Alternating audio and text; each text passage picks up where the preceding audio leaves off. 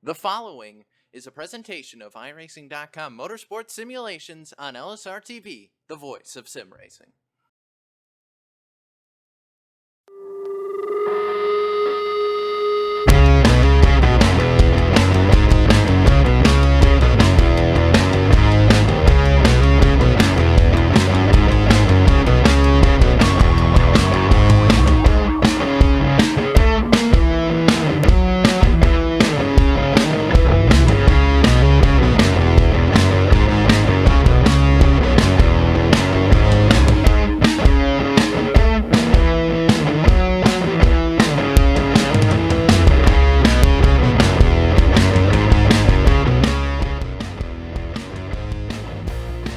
Live tonight from the Daytona International Speedway, LSRTV. Happy to say good evening, sim racing fans, and welcome to the 2017 Superspeedway Cup Series on LSRTV and iRacing Live. As we head into tonight, the 13th race on this season 14 championship. Happy to be with you from the World Center of Racing. Topside tonight alongside myself, Evan Pasoko. As always, Rachel Whiteford downstairs, pushing the buttons, the lovely and talented Cisco Scarbosa. Rachel, the second to last time that we have a chase ticket up for grabs after tonight. Only one race remains before we get that final field cut down to 12 for the chase for the championship. So if you are not in the top 12 at this moment, you got to get a win tonight or next week. Simple as that.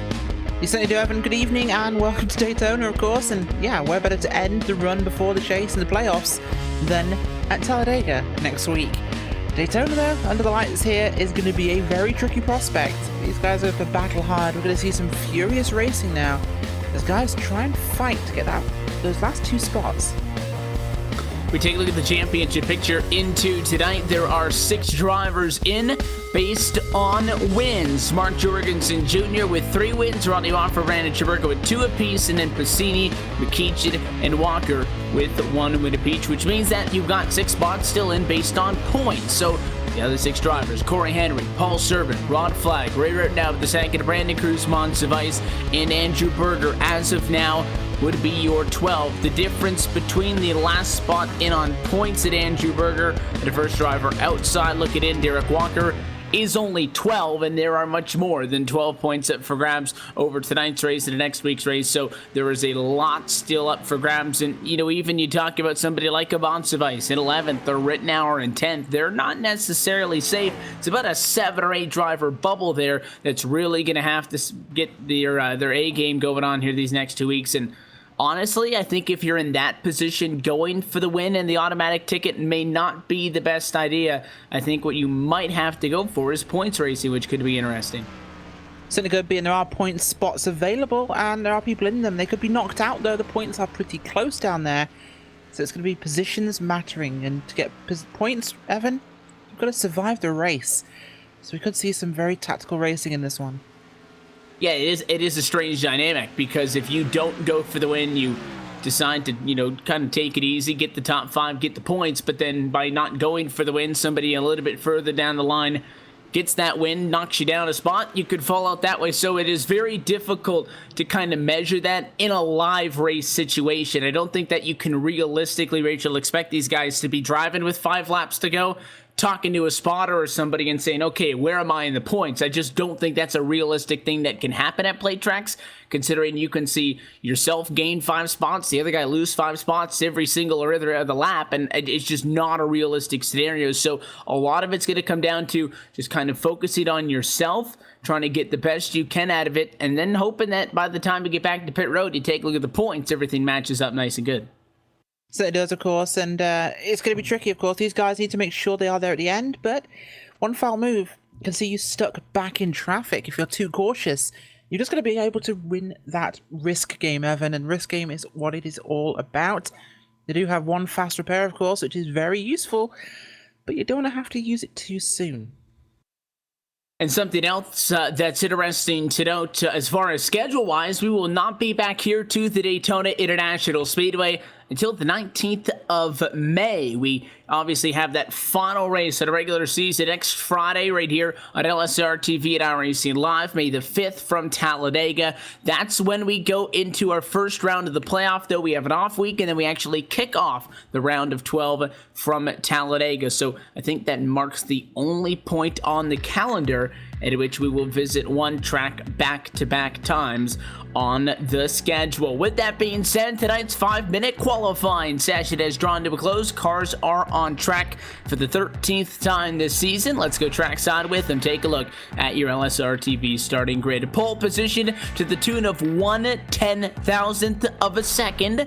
Still a bigger gap than the gap in last week's race, by the way, but Rod Flag with a 48.364 going to qualify on a pole position. A 365 good enough for Ronnie Wofford to start in second. Derek Walker, Ray Rittenauer with a second to get to make up row 2. They will start in third and fourth respectively. Rittenauer actually an identical time to Andrew Berger, who will start one position behind him, P5.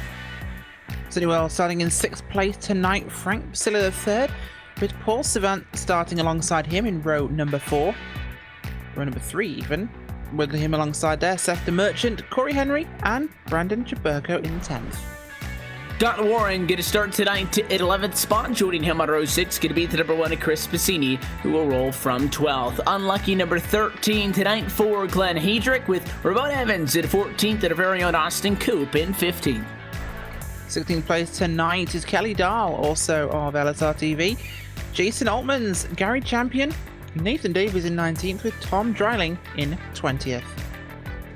All the way through 26th position, going to qualify into tonight based on times. It's going to be 21st, Jared Haggerty, 22nd for Daniel Holloway. Justin Levine going to start 23rd. It's Dan Harrington in 24th, and Mike Thiel inside of the top 25. Final driver in on time with a 3-minute and 14-second lap time. Brandon Cruz Monsiváis taking it nice and easy to make sure that he is towards the back. He's the final driver in based on qualifying times. 2 drivers going to round things out based on provisionals. Looks like neither of those drivers, though, going to make it to the grid, but if they so decide to get gridded up, it would be Shade McKeach in 27th and Kenny Holderman in 28th spot. The field going to roll off to quarter number 1 behind the pace car is to look at your LSRTV starting grid. We talk about these hallowed grounds, the Daytona International Speedway, the world center of racing.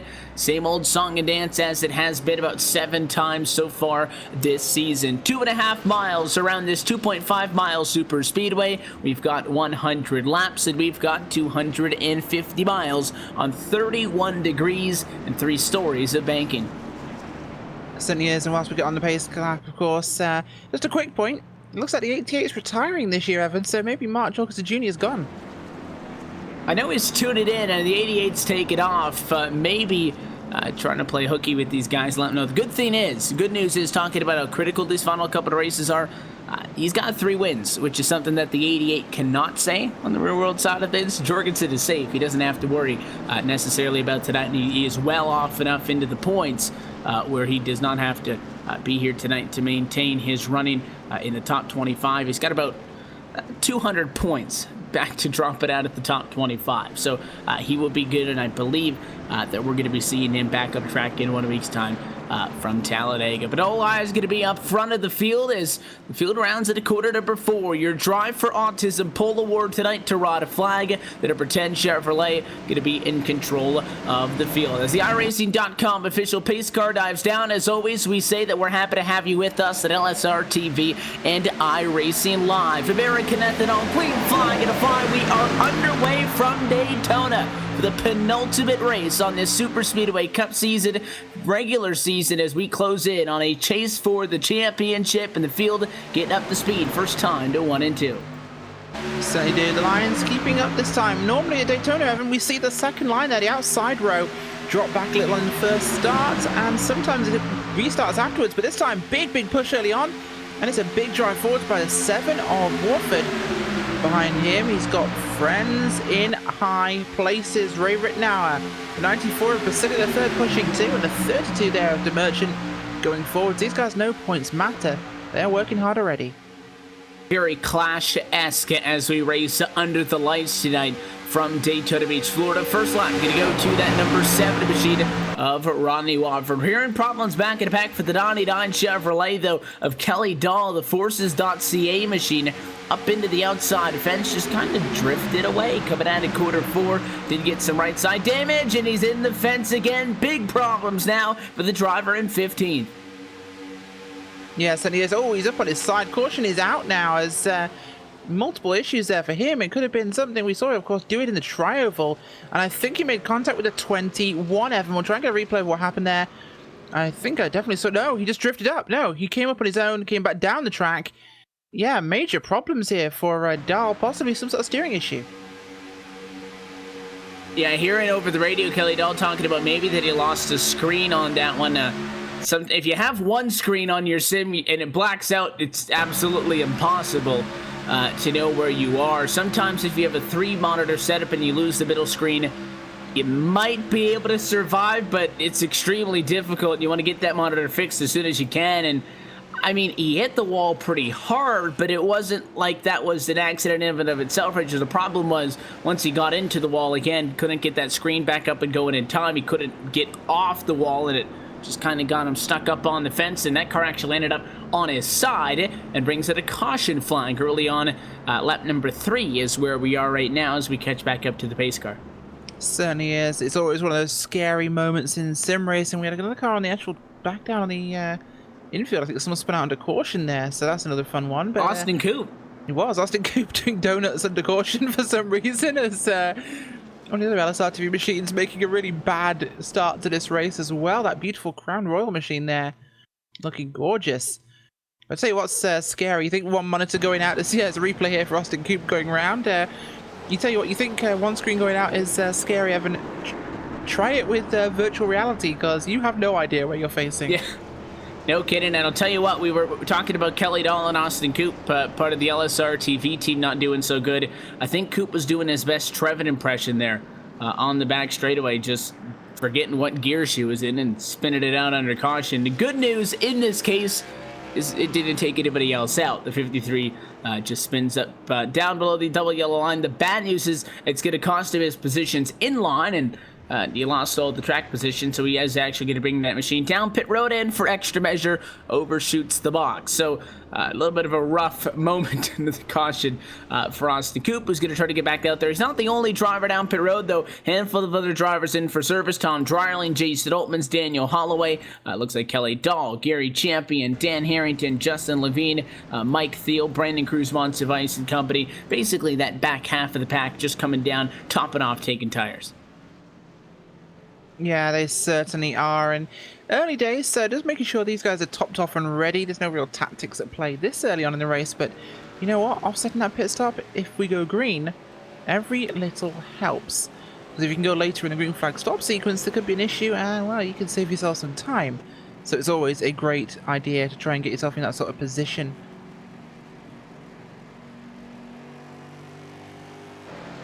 Also, an update on Kenny Holdeman and Shane McEachin. Told you at the start of this race that those drivers were going to occupy 27th and 28th position respectively on track as the two drivers who did not take a time in qualifying. They are now on track. They decided to start from the pit lane early. Caution flag to keep them from losing their lead lap status. So they're back with us on the lead lap. So all 28 drivers scored on the lead lap. And I would assume at least that Kelly Dahl was able to get that quick fix. It looks like the Forces.ca Chevy is back in one piece. So we should be able to get this restart and get things back in the way with still 28 trucks or cars rather on the lead lap. So again, early caution flag. Unfortunate incident with the 99. Again, it's always a part of sim racing, those little technical hiccups here and there, but everybody so far so good and should be able to kind of take this restart with about 6 laps complete like nothing happened. Yeah, hopefully should do, of course, and we'll get this one back underway. Back to green flag racing here, and we'll get this one moving once again. Out front, though, the early move on the outside, Evan, that was impressive with what I saw. It's not something we've seen in the last, well, 12 rounds before this one. An outside line got a good start, and they got someone to the front early. This is showing just how desperate these guys are to make places and make positions. They know it is crunch time, and they've got to move. Taking a look up, top lights of the pace car is still on. Thought they might have been able to go off that last time around. So it is going to be 5 laps complete this time by, and I fully expect the lights to go out on top of that iRacing.com Ford Mustang pace car, and we'll get back green with what would be 6 laps complete in this one. Again, talking about why tonight, why next week so important is a win and you are in to this 12-driver championship. There's still 12 spots open with 6 drivers in based on wins and 6 remaining spots based on points. So there are going to be points paying positions no matter what, but you know, we talked about people around Andrew Berger, Walker, Basilia, Harrington, and Holloway, the first couple of drivers out through about 40 points total. You only have to be inside of the top 25 to get a win, and for that win to count to get you into the chase. So Warren, Champion, Cooper, Atwell, Evans, Dahl, Hedrick, Camp, Dieball. You're in the top 25, you win, you get in, which is why that these races are so critical. And there's no doubt that despite the fact that it is a plate track and, you know, there's that added little bit of element where anybody can do anything at a plate track, I don't think that we're necessarily going to see these top guys drop off or take it easy by any means each, but when we get to these final 10-15 laps, keep a close eye on those names, and if it's somebody that you don't necessarily hear all that much about, they could be racing for just as much as the other guys. Yeah, it's certainly could be. Of course, we're falling back up again, too wide here, ready for the restart on lap 6. Bumpy start already, of course, in this race tonight, but Evan, we'll have to see if they can do another big move here early on. Of course, we've got 100 laps total here at Daytona tonight. Let's see whether this outside lane there, now the 87 and the 94 up there. So that's Basilia the third, and that is Rittenauer. Let's see if they can get moving. Of course, that 32 always want to keep an eye on, but look who's up front. He knows he has to try this week. It's the 22 of Traburco. Yep, doubled up they are, and just a couple of changes up front. Obviously, you could only do so much passing in 2 laps on the racetrack. Couple of big movers, maybe a little bit further back, trying to get maybe 4 or 5 spots here and there. Plenty of time to come. You'll definitely see a lot more of this as the night goes on. But we are going to get doubled up, and it is going to be Mr. Daytona in control. Rodney Wofford, who one win away from tying the absent tonight, Mark Jorgensen Jr. for most wins so far on season number 14. Wofford with 2 wins so far to this point. Most recently coming here at Daytona, circa 07. He won the one prior to that from Talladega. If he could win here, he would have won and won at every single track that we have on the calendar. Daytona, 07, and Talladega. But he's about 94 laps away from having a serious discussion about locking this thing up. But we get set to do the dance once more. Pace car off, green flag flies, and we're back at it. Yeah, we certainly are. Good start again by the outside, but not quite as good as the first time by. They're going to push, but it's not going to be as organised this time. So, well, no, actually they are, Evan. I take it back. Look at this one. Big push there early on. This outside really making moves here. We know the physics have changed, of course, in these cars. It's been a while since we've seen this one happen, so this is definitely making things interesting. The outside has been doing a very good job on these limited opportunities we've had, at least, to get a restart to be able to challenge. Wofford went 2-1 on the last one, and it was Ray Rittenauer who restarted second on this one, who is also going to go to the race lead. Typical wisdom says you want to be bottom. Tonight, the top side is hustling, but he might not even get an opportunity to lead the lap. Here comes Basilia, top side. Drag race to the start-finish line. Got it, top side. Lap led to the 94 Ford. Certainly is, and good moves coming forwards again, and then 4 and the 32 up on the top side. Traburco behind them, he's working his way forwards. The one there, Passini behind them, looking to come forwards too. This field is looking dicey already. They're definitely pushing a lot harder earlier on, Evan, and that's, I think, indicative of where we are in this season. As here goes the 22, going up to the top for a look. There he drops back down again. He's looking. Yeah, thinking about making a third lane, and if anybody's going to go up there, it would be the 22. So if the 32 wanted to try something, if that one, Chris Passini, wanted to try something, there's definitely somebody there who's itching to go at it and at least give it a shot. But the outside lane at least holds in formation for the time being. The 94 Basilio right now neck and neck with the 87. Basilio led the first lap off for the restart, and most recent one was led by Ray Rittenauer on the inside. Bonus point for you and bonus point for you for the drivers on the front row. Seth the Merchant, somebody who You look back a couple of seasons, the 32 in the mix in top fives almost every single week. Have not seen that 32 in some time, and back up front just where we would expect him to be in the same positions as that 32 as week in and week out, and looking to see if we can see a little bit of the old Seth the Merchant, if he can continue to give it to these guys up front, racing in a position where not based on points, a win wouldn't get him into the championship. Not enough starts, not enough points to this point, but always good to see that 32 on track. Certainly is, and I'm really liking this top side here at the moment, Evan. They're really working well, and it does seem as though they've got a bit of a better run this time by. The track conditions seem to be really favouring that higher lane, and the bottom's not as hooked up as they might be. Everyone's riding pretty patiently, but the top side's got some momentum, and it's looking interesting. A few cars peeking out, trying to get themselves up there. We do have a group running further back though who are kind of breaking away from the back of this main pack. Perhaps wanting to be a little safer should something go down, but with the top this quiet, it's looking pretty safe for now.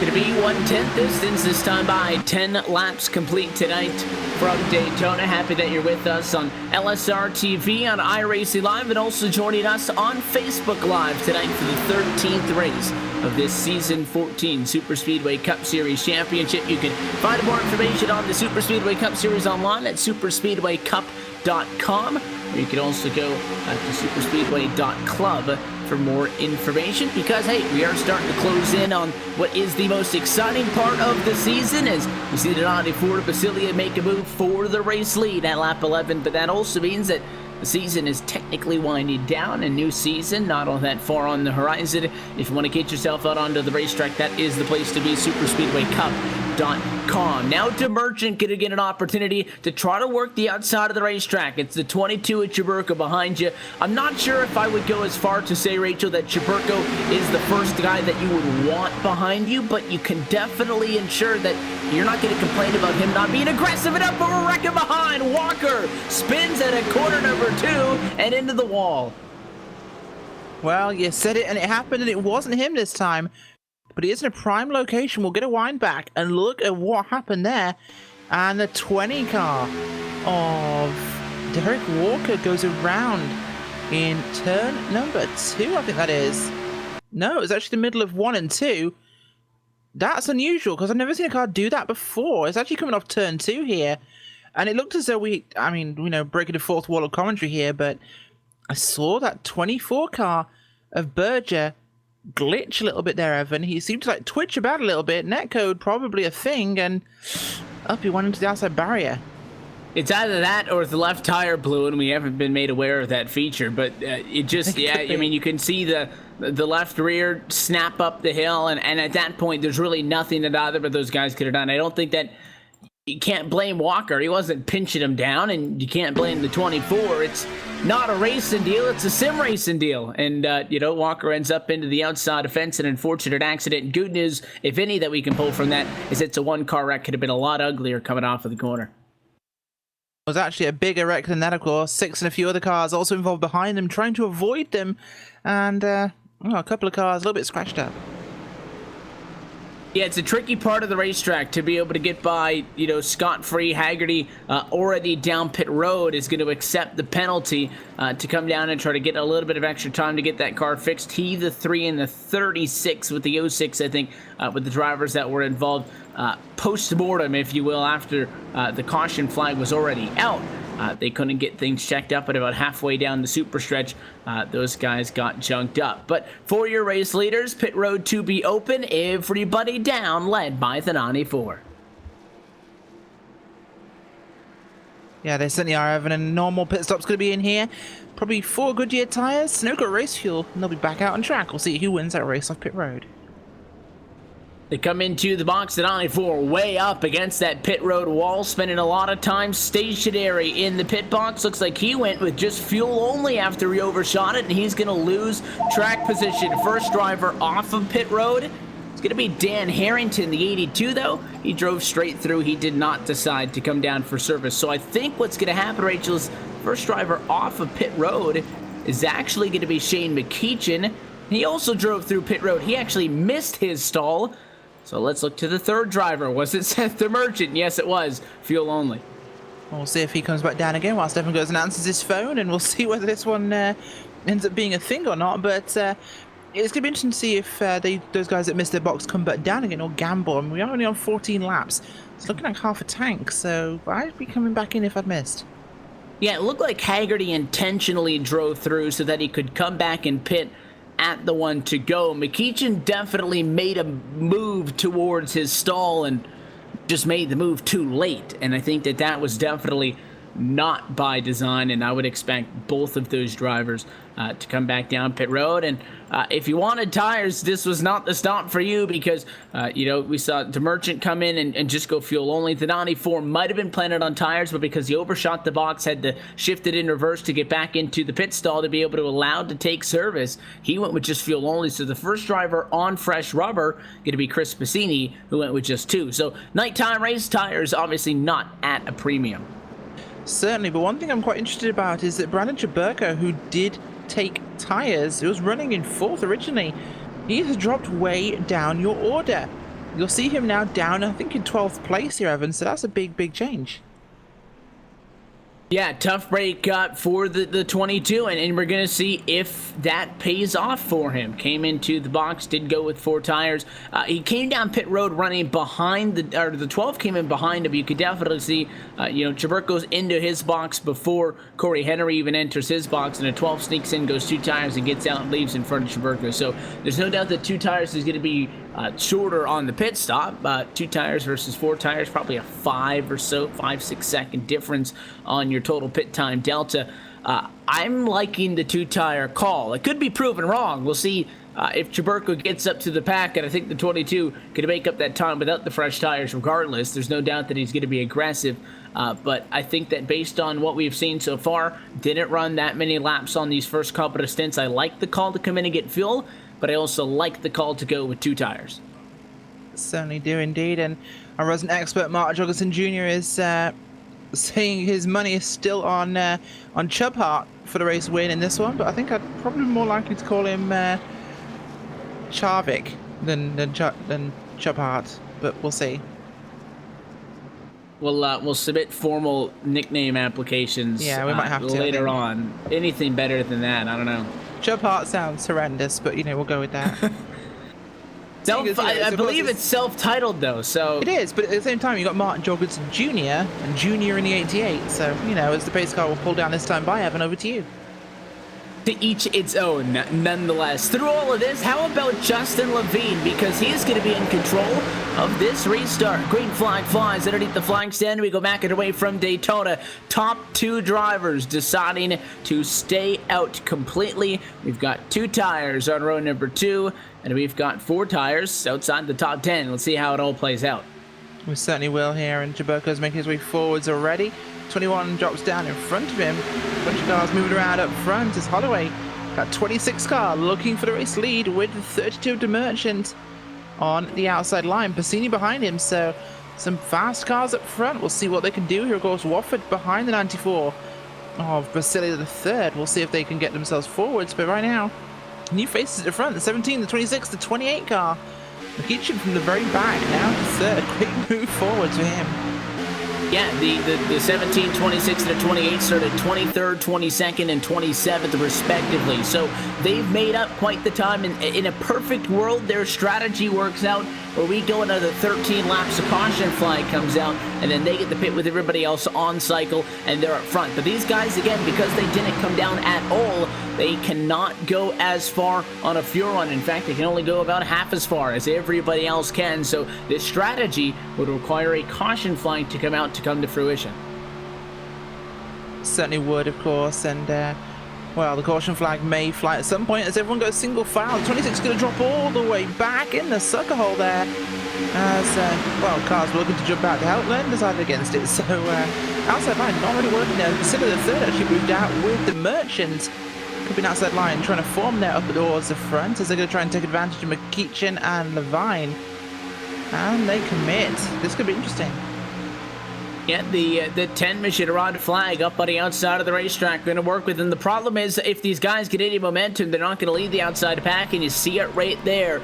Austin Koop to the outside. He's got Jaburka going with him, but let's look even more north. The 94 of Frank Basilia. Topside now with Seth the Merchant, and best case scenario, if Flag and company can work up on the outside, they'll be about 6 cars back in line. It is a defending series champion in that number 94.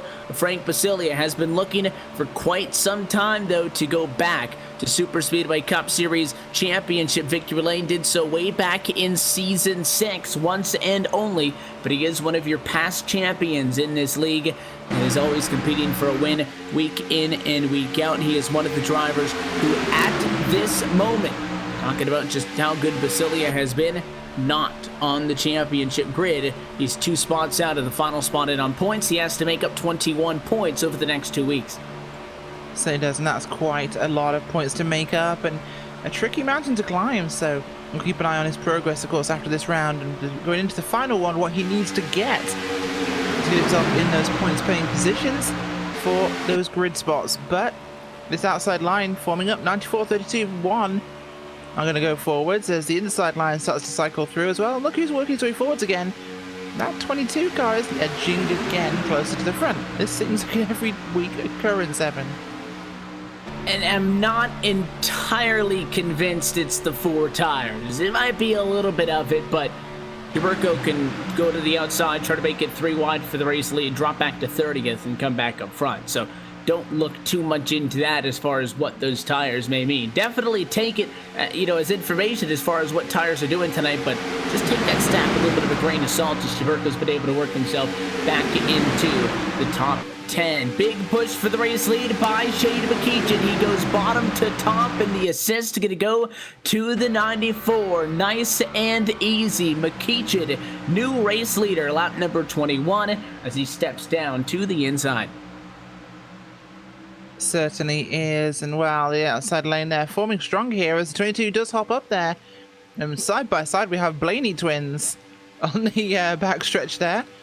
I think you're not seeing double focus. That is actually happening. 21, 22 cars there side by side. As the outside really forming strong now behind them. The 12 and the 10 getting involved. So Rod Flags, Pontiac Grand Prix is going to be getting up there as well. We'll see if that Pontiac power unit can get themselves forwards. That car's been very strong and was incredibly strong in qualifying. Taking a look back at rows 3 and 4 to see what those guys are thinking and maybe where the next moves will come from. The 51 in the mix, Jason Altman's from 17th. You've got Hedrick, who started 13th. Even look a little bit further back. How about P11? Kenny Holderman started 28th in this race as the 3rd biggest mover to this point. The number 31 machine working in the number 11 spot just behind Kelly Dahl. Dahl wrecked, brought out the first caution flag, Rachel. He's inside the top 10. Talk about a quick bounce back. It certainly is a very quick bounce back, and he got what he needed to have happen. And well, this time he only has 1 chance remaining. Let's not forget that was his last car. So this time it's wreck it or win it. Yeah, correct. The mulligan is gone. You can't take damage on that car, come down and expect to get it fixed. Not that the guys out there who have not used a quick fix are racing with some sort of reckless abandon. They don't want to junk those cars either, but it's always nice to have that in your back pocket if the 99 gets torn up a little bit. That's something that he's going to have to deal with the old-fashioned way all night long, and if he can't do it, then that car's night is going to be done. Take a look back at Justin Levine in the 17, leading this race not all that long ago, back to the point, 2nd consecutive time. Race leader going to get the push from the 94 Basilia, who continues to ride on the outside. It'll be about 3rd this time out. Certainly will be, of course, and the outside line trying to form up, but really struggling at this point in the run here, Evan. So perhaps good early on in the runnings, but not after a few laps here. On lap 24, of course. The tyres, like you said, not really a huge thing, but perhaps they are later in a run. And because it is seeming to be a bit of a struggle for these guys to keep themselves moving forwards, they aren't quite as organised as they have been previously. And Levine's in a great position too on a different strategy, but he's going to be needed pit side soon. He's going to need to get some fuel on board as you see some 3 wide with Jaburka. Doesn't work, forces his way back down about had the door shut on him as he tried to get back to the inside. At 12, Corey Henry is coming up to close the door. It did not happen, but Levine and company, those guys are going to have to come down to the pit lane because they did not pit with everybody else on that second caution flag, and the fuel cell is going to start to run dry quarter distance next time by, working lap 25. Certainly is, and we'll get ourselves there as soon as we can. This has got a green feeling though, although car's getting very close there. 21 and the 94 very, very close. They're coming off two, very nearly contact between those two vehicles, but we're looking at attempt to 3 wide again as the one looked up to have a go. Will he go for it? He will not. The 22 is looking feisty here. Top 4 are single file on the low side. It was 51 of Altman's. And there's the overlap there with the 94. So things getting a little bit on the closer side here as we head towards lap 30, Evan. And this outside line's taking a while, but they could be in for a big shove here. There's some very powerful cars on the outside. They always have to drop back a bit to make up some time, but I think Basili is kind of in a tricky spot because as soon as he gets a run, either Wofford or McKeechin are going to jump up in front of him, take that momentum away, and the 94 is only going to be credited with another assist as far as pushing somebody else to the race lead. I'm sure he would like to get up front and lead some laps for himself, but the longer we get into a run, the less fuel left on board these cars as it begins to burn off. They get a little bit more loose at the back end. They get lighter when contact happens. The tires begin to wear off, and there's just a lot more up and down the racetrack movement, and you see McKeechin doing just as we kind of thought he would. The DeWalt Toyota bottom to top and takes that line away for the 94, who will now give him a push.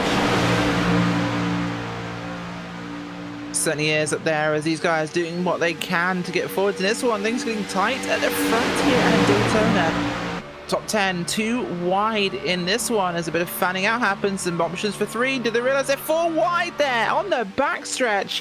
4 wide with a little bit of rubbing in the middle there. That is a bit hairier than they'd like, I think. Yeah, the 51 went a little bit below that double yellow. Jaburko forced the issue. They are still 3 wide now, and a setup of 3 at a 4 now off a quarter 4. Short shoot to the front stretch, and that one of Cassini going to be able to get in front of Jaburko. He couldn't get clear of him. He wasn't falling behind him, and it kind of left them log jam 3 abreast in the corner. Those guys have been able to get things back down to double file. No surprise, center Ravola at the 22 in the middle 3 wide. Certainly is, and this is very hairy now. Things getting very exciting up here at the front as cars moving around a lot, trying to find their way through this traffic as some guys going a little slower than they perhaps like. Causing a bit of a bottle up. I don't think we're far away from another yellow flag here, Evan. Almost starting to feel like that these guys are getting a little bit too crazy now. Those first 2 runs combined 2 caution flags. We saw guys down pit road at about lap 15. So this third stint now is about double the distance that we covered in those opening 2 stints. So this is the longest green flag stretch that we have seen so far tonight, and Levine going to get pushed to the race lead. This time, however, Basilia going to get a small slice of the pie because he gets clear as well. Still second, but now rides the inside behind that 17. Certainly is, and the line's getting very congested at the moment. We'll see if this traffic can move forwards because that 32 car is definitely looking racy right now. Doing his best to get forwards at this point, but the one is not pushing him as hard as he'd like, and looks like 22 is hanging back a little bit here. There's always a couple of times, there's multiple reasons I think why you might see somebody take it easy, drop back, try to build up some momentum, go forwards, or they just might not like what they're seeing up front and just trying to convince each other to create some space. You never want to be pushing in the corner, especially again when you start to burn off that fuel. The back end of these cars begins to get light. You get on somebody's left rear quarter panel coming out at the turn, and it can get them all kinds of out of shape real quick without chance of catching that. And last time in the corner, they weren't really overly doing it, but take a look at the Merchant. Take a look at that one at Piscini. Awfully tightly packed together, even at 94 and the 28 nice and tight in the center. Certainly is, of course, and they're trying to keep this one in one piece at the moment as Kelly Dahl, of course, we mentioned the mulligan gone for him, so this is his final chance, and things ahead of him looking pretty bracy. I'm not sure how comfortable I'd feel sitting back there. Well, the question is, where would you want to be on the front row? Do you want to be in the lead pack but a couple of rows off? Or do you want to be this guy's single file outside of the top 9? Basically, the 31 on back, they are a part of this lead pack, but they aren't a part of the side-by-side, which is going on for the race lead. First time tonight, the 94 is receiving a push courtesy of Seth the Virgin. He'll get clear into quarter number 3. New race leader, Basilia, hesitant, thinking about going down to the inside, holds the middle. It's not going to work. 4 wide lap traffic as DeMerchant wasn't waiting around for the 94 to make up his mind anymore, and through the Earnhardt sucker hole he goes. 3 wide to quarter number 1. I loved what Passini did there, Evan. He just dove through that gap and weaved his way up there. On the outside now, it's 3 wide through turns 1 and 2 here. On the outside, the 32 of DeMerchant, one of Passini, the 94, and the 22, 21 in the middle. Action harding up here, and if I was Kelly Dahl, I would be putting those anchors on and going backwards here. This one is not going to end well. I'm surprised that that one went up with the 32. Often you'll see something like that, and if that person, sometimes even happens with lap traffic, you don't want to give the guy a push, or somebody from the bottom jumps up in front of you, you don't want to lose the spot, you'll go to that third lane. Probably 7, 8 times out of 10, the guys behind you aren't going to the third lane. Third lane just doesn't work. And I think that, well, the 32 was lucky that he at least got one bit of support, and he noticed that that third lane doesn't work because he ends up losing spots, and this is about P7 is where he's going to find a spot in line.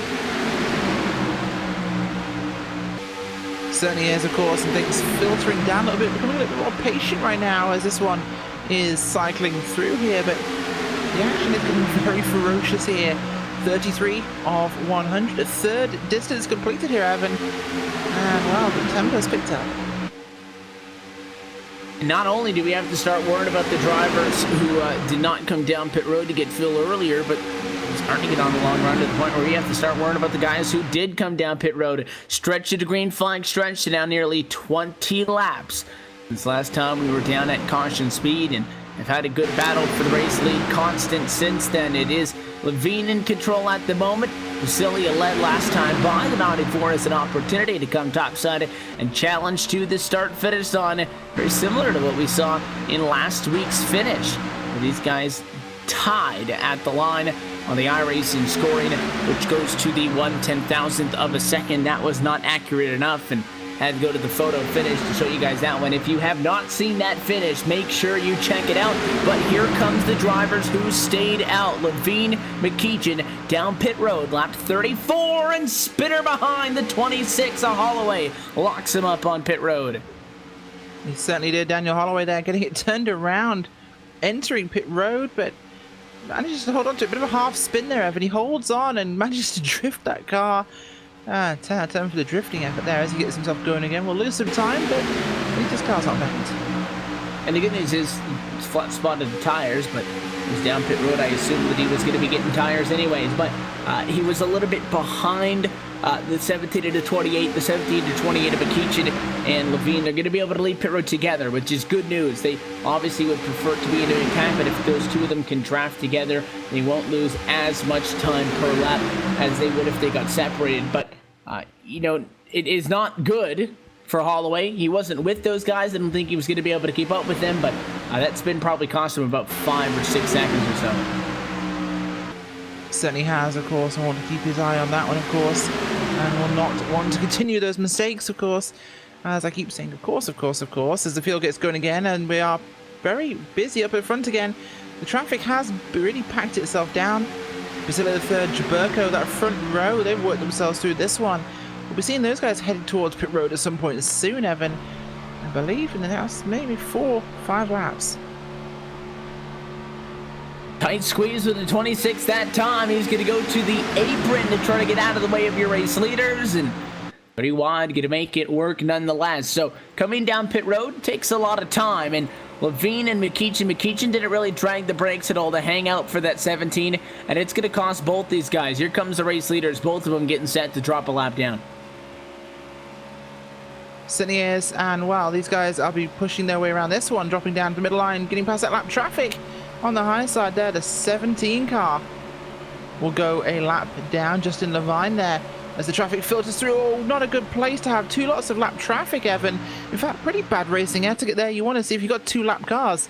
You want to keep them at least both on the same side of the track, so both low side or both high side, so you don't have to have a too wide field zipping up and down trying to zigzag through traffic.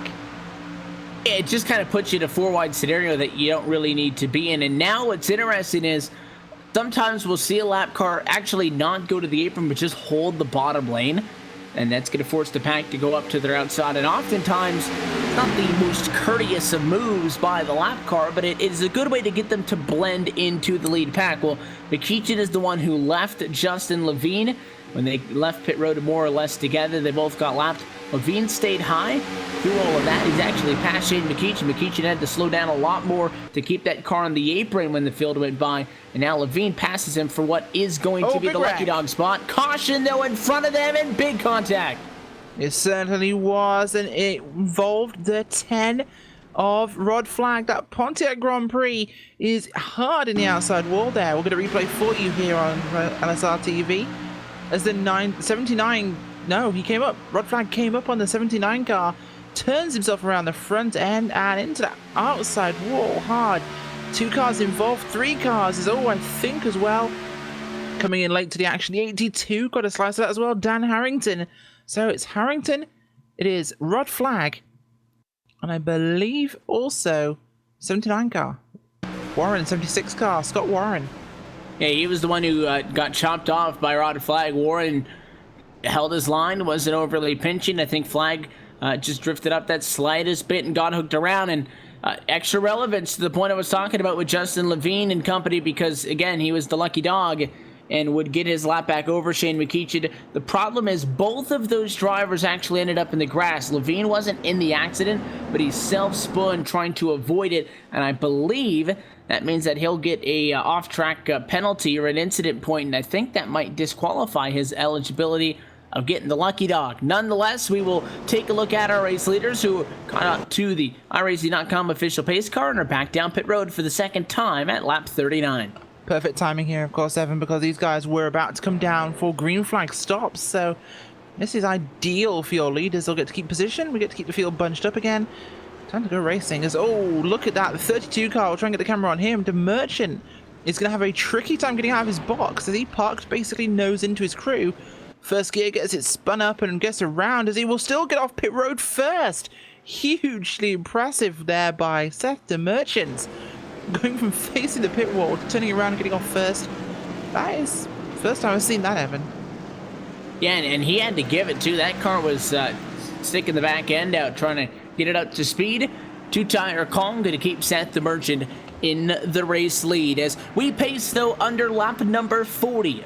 Caution flag at the moment. We're about the two-fifths marker in tonight's Daytona 250. We'll take a quick opportunity, throw a yellow flag of our own, step aside, and be back in just a moment as we get set to go back into green flag conditions. You're watching LSRTV's continuing coverage of the Superspeedway Cup Series on iRacing Live. More to come from Daytona in just a moment.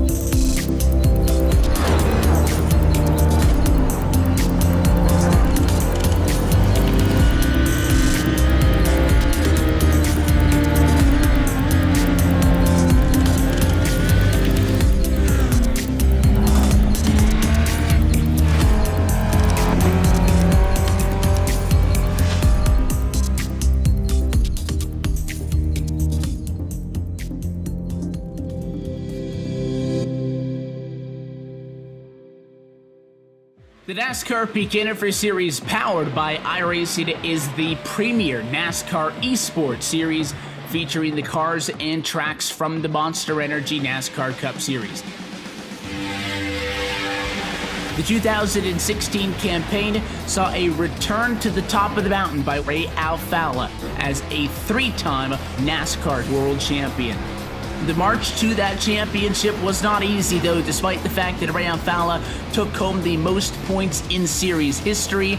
It just also happened to be the tightest championship fight we had ever seen. These guys are set for the 2017 campaign, and as it has been for the 7 years prior, it is no longer going to be a straight shot to the championship. We are going to see the biggest change in this championship picture in series history, as for the first time ever, there will be a chase for the championship. We're going to go into the Homestead Miami Speedway at the end of the season with the 4 best oval sim racing drivers in the world absolutely tied in the championship. You just got to beat the other 3 guys out and you will become an official NASCAR champion. You're going to get yourself a NASCAR championship ring and, of course, $10,000. These are the iRacing Esport World Championships, the pinnacle of sim racing competition. You can catch it all season long, live coverage on iRacing.com/live.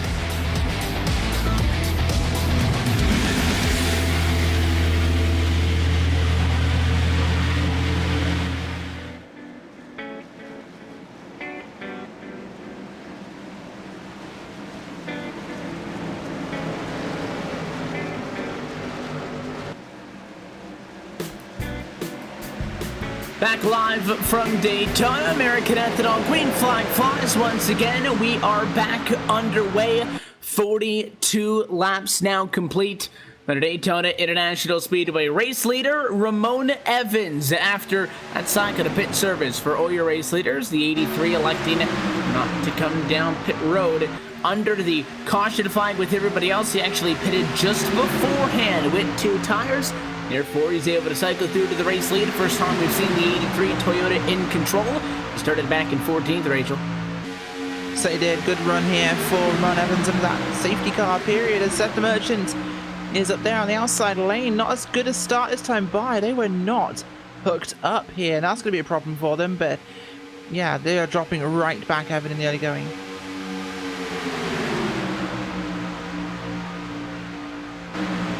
Single filing things out. The 32 is all by himself on the outside, and the 94, the 51 could occupy that vacancy.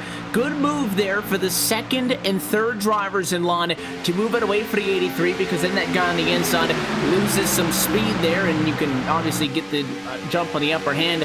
Bad news is, made the move on the entrance to the corner. Going up the banking, not the best place to be searching for momentum. Outside, it doesn't work. Gives us a neck-and-neck battle for the race lead. 94-83 side-by-side for first. 51-53 side-by-side for third. Certainly are. There's also movement happening in your top 5, top 6 cars here as they shuffle around. Jason Altman's up there. He qualified back in 17th, so moving forward. Austin Coop from 15th as well. He was spinning around early on, and now he's back in the action here. Other movers, Chris Bassini, 12th up to 6th place here, and 21st to 8th. Jared Haggerty, the 6th. Keep an eye on him. Yeah, Haggerty doing a great job right now. And as they come down the backstretch right now, Chris Bassini, he's kind of fallen off that back end right now. We're going to have to see. Oh, he's going to drop in line in front of the 6 right there. So he's going to jump back on the bottom line. That means Altman's is going to fall all the way back. And he's probably going to get left out to dry up on that high side. Going to try and get a little bit of help maybe from Corey Henry. But right now, Altman's and now Basilia just not going anywhere right now. Yeah, it's the first 5 or 6 or so that find themselves in this side-by-side battle. Honestly, the top 22 are in this lead pack. The three-quarter majority of the field, though, in agreement to single files, the name of the game. But at 94-51, they made the move to the outside together. They are going to slide down to the back together as they fall back about 4 or 5 car lengths. The 53 next driver to make a move, Austin Coop. Top side, that's not going to stick without any support. And 94 is going to suck up to him, but not before the 53 jumps ship and goes back to the inside. certainly does, and things shuffling around up front as look at this, the 22 making a run on the outside with Bassini. The bottom was not hooked up. Austin Coop though to the back of the 83. Can he help Ramon Evans? It's not going to be enough. Chaburko will clear him. Will he cut down? He does! Oh my gosh, that was so close, Evan. And I think that's probably what we expect to see. Just about took the Toyota emblem off of the front of the 83 Camry, but it worked. So nonetheless, the 22 Ford going to be able to get up in front. Now Evans wants to give it back to him. Top side for the 83 Toyota. Side by side again, this time to quarter 4 on the outside. Now they have some help up there. The 1, the 94, the 51, the Cavalry is here. Is it enough to get the 83 back up front though? Good run this time to 4. Yeah, not sure, but it's going to be a good run this time by, but it probably will not be enough. You're right there. As the 1 just can't get him further forwards in time, as Coop is pushing the 22 car very strongly right now. Considering the third up on the outside. These guys aren't hooking up just yet, but the side draft is real. They're going for a push as Coop looks. No, Chaburko drops down again. That 22 car out front. Well, that's a familiar sight.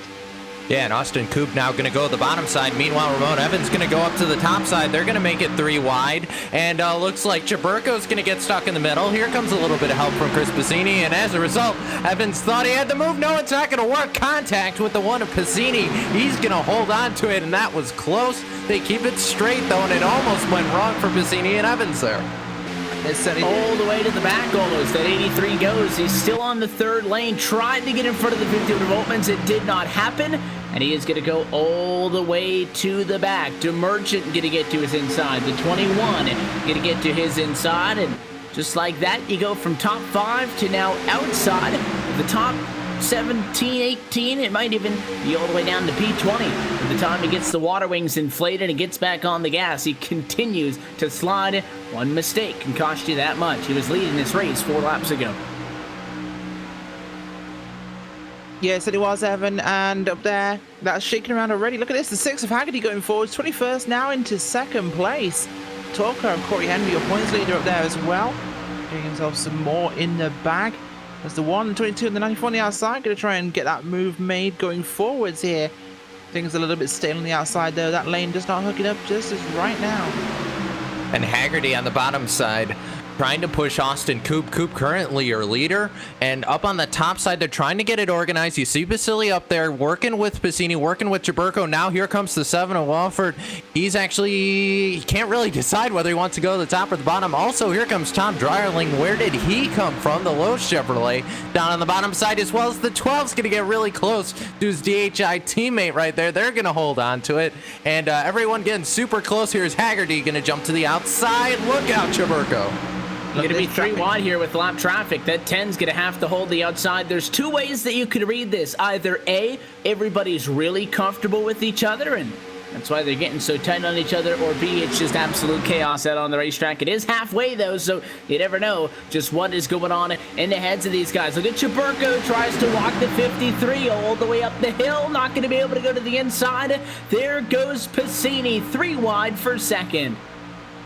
Big moves here heading into turn number 3, and Coop will hold the line. Austin Coop out front there in that car as they're going to move themselves in front of Bassini. Going to defend both lines here. Try and hold on to this one as all he gets in front of him, and round he goes. Chris Bassini loses it. Big junk on lap 51. And that is most of your leaders, Evan.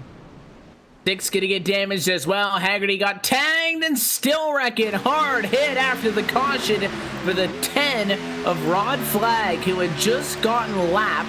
Ended up in the grass trying to avoid the accident and just lost control of it off into the grass and ended up into the fence after he got plowed. Coming back up onto the racetrack. Caution flag is out. We take a second look at the replay, and all of that happened so quickly. So back to my theory of either A or B. I think it was the latter of the 2. Certainly looking that way. That was definitely a crazy one as they got shaky there heading into the tri-oval. Well, it ended badly. Yeah, that's for sure. And we're looking at the replay right now, and you see the 94 bam right into Dryerling there. The 94 is going to bounce right back up on track, and that's where we saw that contact late into it there. Everyone, for the most part, was able to slow down, but like you said, Evan, there was some contact after the fact there, and a lot of torn up race cars, a lot of work these guys are going to have to do to get those cars back out there. But for Austin Coop, he doesn't have to worry. He was ahead of it all, but right behind him, I mean, you see, there's the 6 of Haggerty, and he's gonna need the backup car after this. Yeah, something we talked about earlier is, you know, guys that involved in earlier accidents who don't have that backup car, that quick fix, one available. Per series guidelines, good news for some of those drivers. Kelly Dahl, one of them, they were able to sneak through. But for those who were fortunate enough to get by, they're going to come in for routine service just past the halfway point, led by Austin Coop, the number 53 Chevrolet. Into the pit box, he'll go left side tires. It'll be a 2-tire call and gas. Race off for the pit lane with the 51. He will get it about half a car length, win that battle off the pit road. You know who I feel bad for here? That's Rod Flag. That was his backup car that was out on track that got junked towards the end. So Rod Flag there, unfortunately, going to be out of this one, Evan. Yeah, it's a tough break for him, and we'll wait till caution, flying begins to cycle through, and once the scoring updates, we'll take a look at our iRacing to Midway break in just a moment. But halfway point in this race now, we're going to no longer count up. We begin to count down. You have to expect that these battles are going to be as aggressive as they were in that last stint, basically from this point on. And I think that one much more of, more or less every single incident on the racetrack is avoidable. But I will say that, you know, those guys were racing up front. They were doing a pretty good job at giving each other space, and it was just a little bit of contact. The 6 and the 1, they both kind of just drifted into each other. I think that it's fair to chalk that one up as just a racing deal. Certainly looking that way as it stands as well. The field will get themselves organized again and get back out on track. A lot of junked up race cars, but the 18 out front, I think he's a lap down at the moment.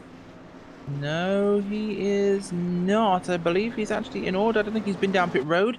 But Austin Coop looking like he will be the leader once this cycles through here.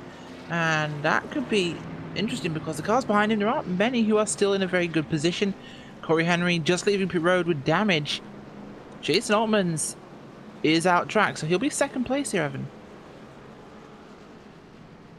And, you know, Gary Champion, he did stay out of pit road that time, Rachel. So as a result, you know, he's going to inherit that lead, and he kind of falls into that situation that we saw Justin Levine and Shane McEachin fall into, but we're waiting for the standings to cycle. I believe they are doing so. So I believe, Evan, we're just past halfway. Yeah, and we will take this opportunity to take a look at your iRacing to Midway race break, brought to you by iRacing, the leading online racing simulation developed from the beginning as a centralized racing and competition service. iRacing organizes, hosts, and officiates races on virtual racetracks all around the world. In the fast-paced world of esports, iRacing is a one-stop shop for your online racing, with officially sanctioned racing from NASCAR, IndyCar, IMSA, World of Outlaws, and many more. Take a look top to bottom right now. Working lap 54, Gary Champion has taken over the race lead over top Austin Coop, who was the first driver off for the pit lane in P2. Jason Altman set to merchant Andrew Berger inside of the top 5. Best driver in practice session earlier tonight, Brandon Chiburko, brought in 6th. The rest of these guys inside the top 10 all started out of the top 10, but have done good jobs so far. Kelly Dahl bouncing back from an accident, rides in the number 7 spot. Scott Warren, quiet night, back in the 8th position. Ramon Evans leading this race not all that long ago, back in 9th. And Mike Thiel from 25th on the grid, plus 15 to round out our top 10. Sunny is starting in, well, restarting, I should say, running in 11th place. Chris Bassini with Ray Renner 2nd. Glenn Hedrick, Daniel Holloway with Paul Savant running 15th. Rodney Warford, Kenny Holderman, Justin Levine, Dan Harrington, and Corey Henry, your top 20. And then 21st is Shane McEachin. 22nd, Jared Haggerty. Most of these cars from here on out behind the wall or laps down. Frank Basilia involved in that wreck. He's 22nd now. That's going to swap. Haggerty is going to get sent back to 23rd. Tom Dreerling's going to be 24th. Brandon Cruz Bonsavice is going to be 25th. Derek Walker, 26th. Rod Flag out in 27th, as is Nathan Davis, who is back on track, 33 laps down. To look top to bottom at your iRacing Midway race break. For more information on the wide variety of sim racing possibilities online, you can visit iRacing.com and sign up today for a limited time.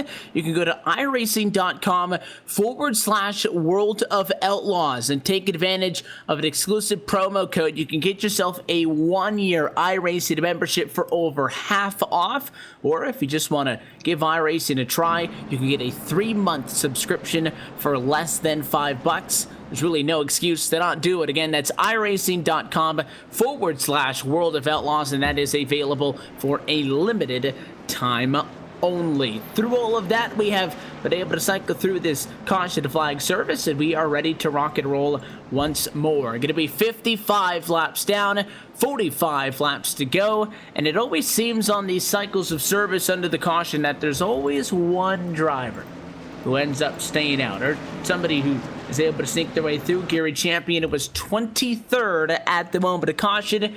He did not come down pit road. He's got old tires, less fuel, but he is going to be in the catbird seat. Pace car down and away, the 18 Chevrolet in control, and we're back underway. We are indeed. The outside line checks up badly there on the start. Not the run they'd like to have here. Coop, DeMerchant, Jaburko, and the 76 of Warren is not going to go in there, Evan. He's trying to get up to speed, obviously, and the outside has been so good tonight. We've mentioned it a handful of times. Typically, the bottom pulls a couple of car lengths at least, but actually, on the 2 first restarts of this race, we saw the outside make the pass on the opening lap. Let's see if Coop can get it. Not sure he'll be able to do it with just one person helping in that 32 at Merchant. Yeah, and up on the top side, you can see Coop starting to fall back right now. He's not able to get a whole lot of help from the 32 DeMerchant now as they're slipping back. The 76, who was to DeMerchant's back bumper, just not there at all. And basically all the help, it's gone. Jaburko bailed out of that line, so he's back on the bottom. And, you know, for all these guys, you saw the 21 trying to get to the bottom side. Those are the only 2 cars that are really working that outside right now, Evan, and it's not working. They're not going anywhere. Yeah, there's strength in numbers, and the outside has been so good on these restarts because they've had numbers. Look at the 18 of Gary Champion, though. Just pulled out of the way. It's like the cop pulled up to him in the fast lane and wasn't going anywhere, flashed his lights out of him, and got out of the way ASAP. He moved right over to the 51, and it's not going to help him because now there he goes all the way to the back and no lifeboat in sight. Certainly not, no, as he will drop all the way down. But look at that, and big jump up by the 22. Not sure why, but hey, why not? As everyone's single file at the front here. Guys trying to avoid that cautions breed cautions moment as nearly the entire field here. Single file. I got a feel for the 18 there. He is going on an express ride down. Yeah, it is not working right now for that car. But as a result, Jason Altmans, he now has the lead. And Andrew Berger, who's been kind of in the mid-pack this entire race, he's now up front, as is Kelly Dahl. And Dahl, the highest he's been all day. Also alongside, he does have his Labonte Motorsports teammate of Austin Coop not too far right behind him. And then you look for the 6, of course, involved that accident. He's not up there. Holloway's probably the closest guy as well. They're going to have, and Holderman is going to go around. He's going to head for the inside wall, and big problems for the Wayland Chevrolet. That's going to bring out another caution.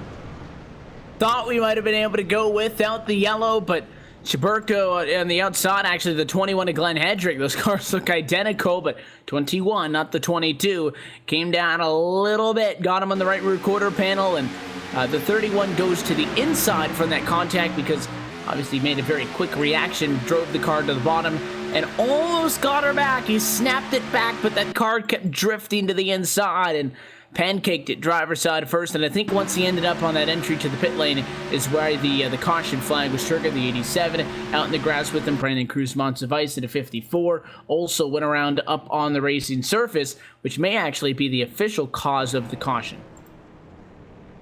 Certainly was. A couple of cars went around there on the racing surface. That's going to cause that one, but, well, caution's breed caution. We went single file, and they still managed it. So, unfortunately, that's what happened in plate racing, Evan. Yeah, and you see the car starting to catch back up to the pace car here. And, you know, yeah, Jason Altmans, he was able to get out to the front, kind of shook those guys on the high side. But as Mark Jorgensen pointed out, yeah, they're running a lot of single file right now, Evan. And as a result, not really a whole lot going on as far as changes. You see that second and first place car, or second and third generally, kind of jump out, grab the lead, and then fall right back in line. It's not really a lot of multi-line racing going on right now. I think it's just too early for these guys to really be making those moves, because if they get trapped up there, either something's going to happen or they're just going to get straight to the back. It's a weird combination of we're too close to the end, but it's too early to make your move at the end, because we saw 2-3 wide earlier, but now inside of 40 laps to go, these guys are a little bit more calculated over their moves, and I want to make sure that whatever they do is in their best interest, because now you can't really afford to throw it 3 wide and drop all the way back 15 spots just like that. But as we pace for the first time on the second half of tonight's Daytona 250, we'll take another opportunity to step aside, but we will go LSRTV non-stop, so you don't miss a moment of the action. Jason Altman's your race leader at lap number 60. You're watching the Superspeedway Cup Series on LSRTV, the voice of sim racing.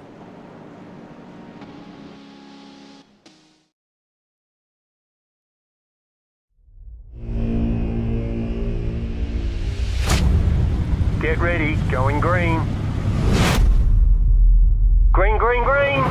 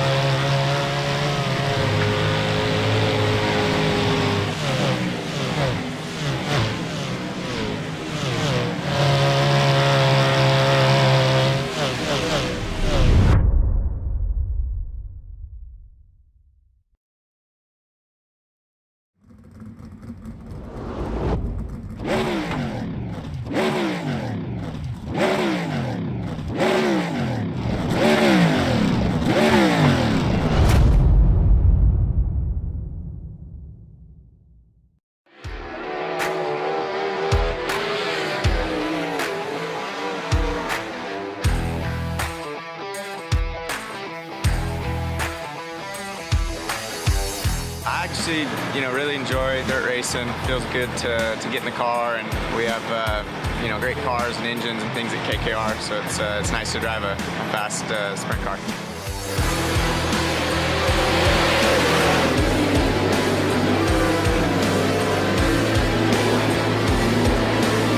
Couple of separate lines developing, 3 wide action on a turn 2. Craig Kinzer, Casey Kane, and Kieran Pittman going to get it.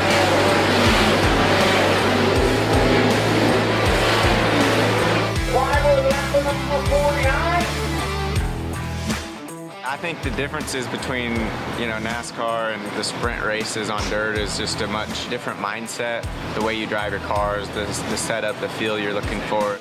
I think one of the hardest things to tell as a fan is when you're watching a race, whether it's a NASCAR race, a dirt race, is just what's really going on in the cars. With iRacing, you can get the way that the track's changing, which they've done a great job in how the track changes throughout the night or throughout the race, just to try to capture it and let the fans play it and realize, like, man, there's actually a lot going on, and you can't always see that when you watch a race. So I think it's pretty neat.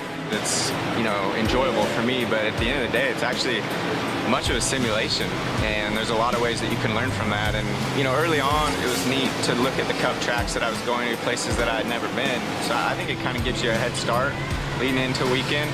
It's pretty real life, and that's pretty neat.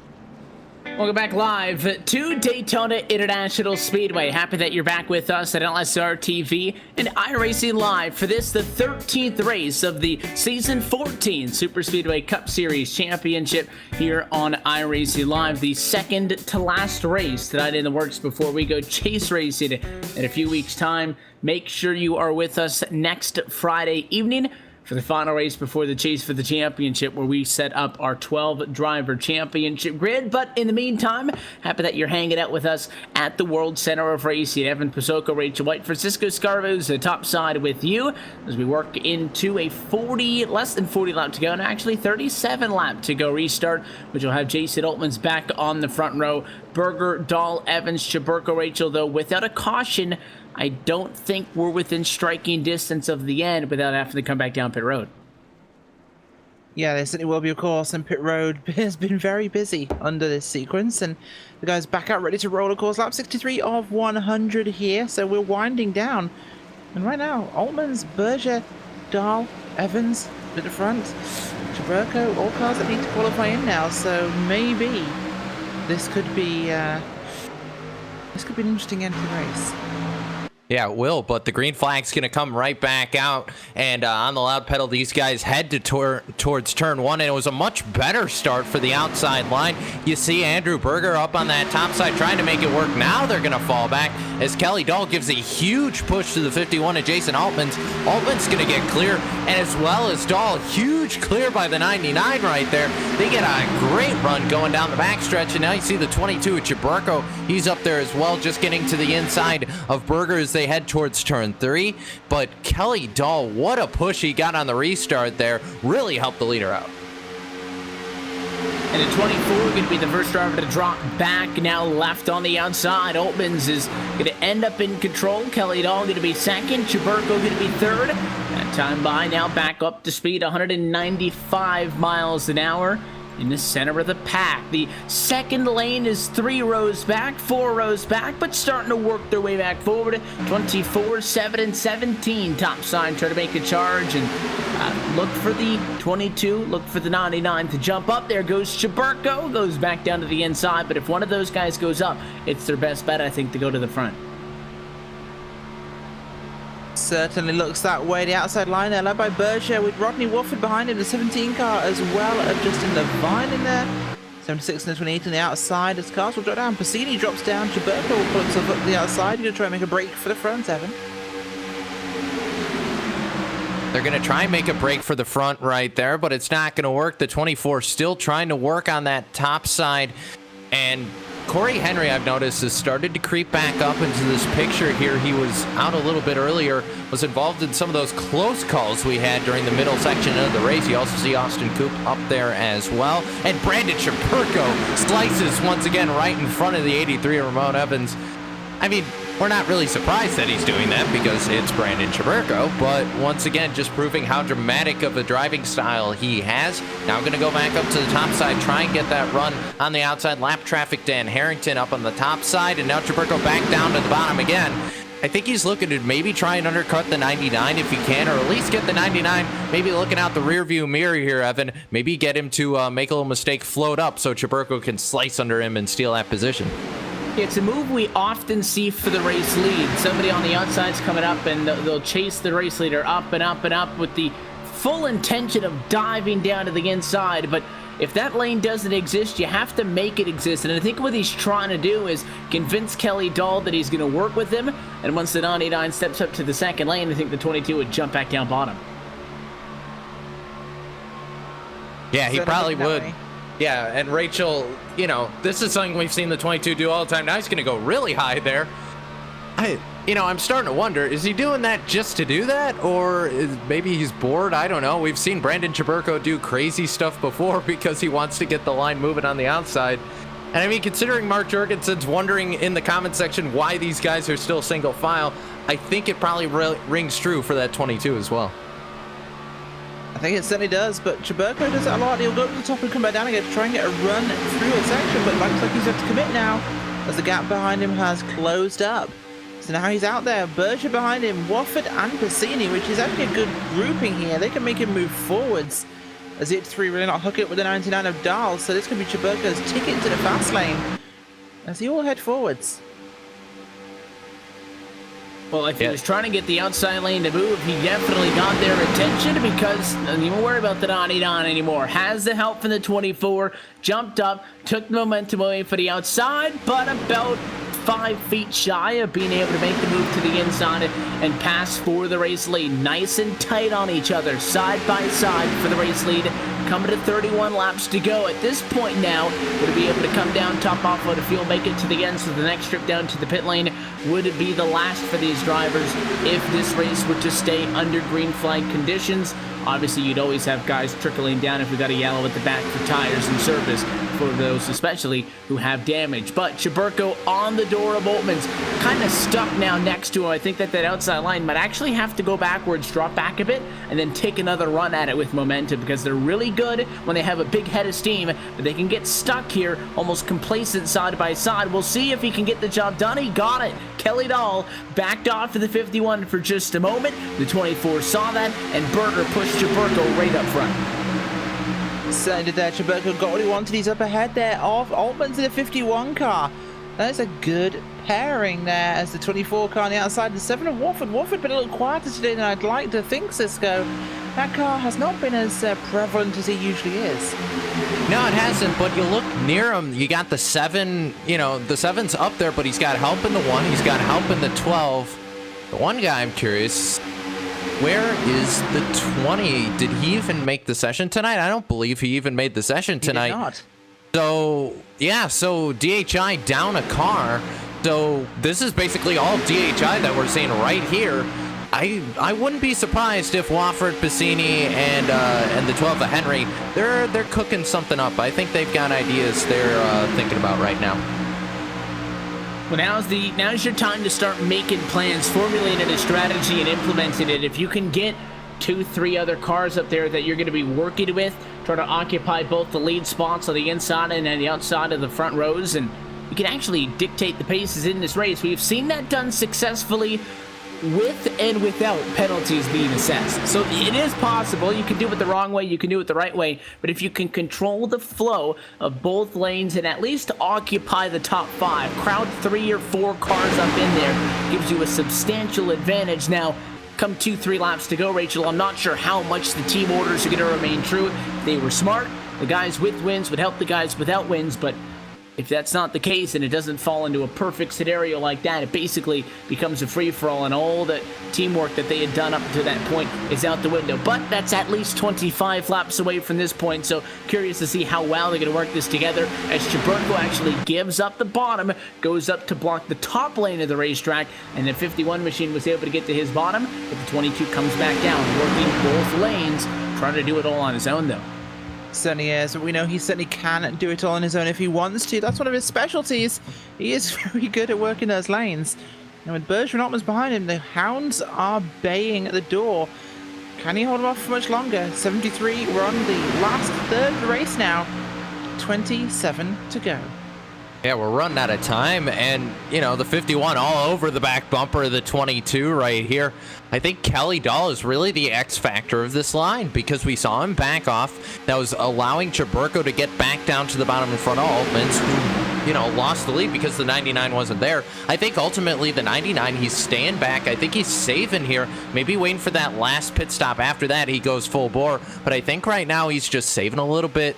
I don't think he's going to push the issue too much right now. He doesn't want to get involved in something if he's pushing the 51. Certainly we'll talk about you can't push on the left side of the car because it's going to get it loose. You know, there are a number of things that I think Kelly just wants to sit in the middle, and he just wants nothing to happen for the next 10 laps or so before these guys make their final pit stop, Evan. And the 22 doing the smart move of going to the outside. If he holds the bottom, the outside's going to pass him and will eventually lose the race lead. Again, we always say that these plate tracks are the opposite of the freeway. If you run on the bottom and you don't do anything else and you hold that left lane, you're not going anywhere. Right lane, outside, that's the passing lane. But if the 22 gives up the slow lane and goes to the outside and blocks, then he does a pretty good job of defending the position. Wasn't able to get up in front of the 24 this time, and Berger's going to be able to challenge him for the top spot. 3/4 distance next time by, and the 24 will get the push, though, at a 2 that he needs to challenge. It's a long way to turn 3. They've got speed. Will it be enough? It's really a tricky situation to really gauge here. Look at this run on the outside there for Berger. But can he clear Chaburko? Not going to make it quite yet. There he goes on the low side. We'll get that advantage back as they come off the corner. If all through the corners, they came up there very high. Calculated move there, going to make him nervous. Trying to break that run. And it's looking close. Will he cut down on him? He's not going to make it in time. But look at Wofford pushing so hard. He clears him. 24 to the lead. Wow, what a move by Andrew Berger, just in the nick of time, able to get in front of Chaburko there. And now the 7-1, Chaburko says, fine, if I'm going to lose the lead, I'm just going to go the top side here. But Berger's not going to let him have it there. Berger went up and blocked the 22. The 22 tried to undercut him. It didn't work, and Chaburko is now forced to be in second place. Not a very happy driver in the 22. And you thought that he was being a little bit aggressive on that front row, jumping high and jumping low. That was as the race leader. Now in second, just wait for it. Something that we've been talking about also last couple of weeks is that there was a point in time not all that long ago in which Brandon Chaburko was the all-time winningest driver in Superspeedway Cup Series history. His total into tonight sits at career wins at 19. Well, Rodney Wofford has got 20, courtesy of 2 wins that Wofford has gotten this season. One back-to-back on the 31st of March in Talladega, and it backed it up at Daytona the following week on the 7th of this month. But Chaburko, with that win 1 week ago, closed that gap back into 1. Both Chaburko and Wofford are there. The most decorated drivers in this series' history are in the mix, and the 22 knows that needs 1 win away from at least tying the 7. The ultimate goal would be to get back in front of him. So that 22 and the 7 being nice and tight on each other. Don't expect them to necessarily play nice. Yeah, certainly not at the moment, as this one is coming down into the final run. Nearly 20 to go. And this is going to be a very violent finish. We've got some big names up here, all of whom need race wins. So it's not going to be a how do you do. This will definitely be a out of my way. Out of my way, and you think about the 51. Talk about a guy, and Evan, you can speak a bit more to this. This is a guy who's been in this kind of scenario before, you know, just on the outside of the chase bubble here. Maybe he got a win during the season, maybe he didn't, but either way, he never seems to be able to make it happen at the end of a season. Once again, in this position, he's running third in the line on the bottom, but he needs that win to get in, because right now, he's just outside the point standings right now, not able to point his way into the chase. Wins are more important than any other season here before in SSC. Jason Altmans needs a win right now tonight, Evan, and this is his perfect opportunity to go get himself one. He is 68 points behind the final spot in on points into tonight. That's just not going to happen realistically over the course of tonight and next week. You can get a good finish tonight, you can get a good finish next week. You're not going to make up 68 points. Is it mathematically possible? Sure. Is it going to happen? No. You gotta win. He's in that position.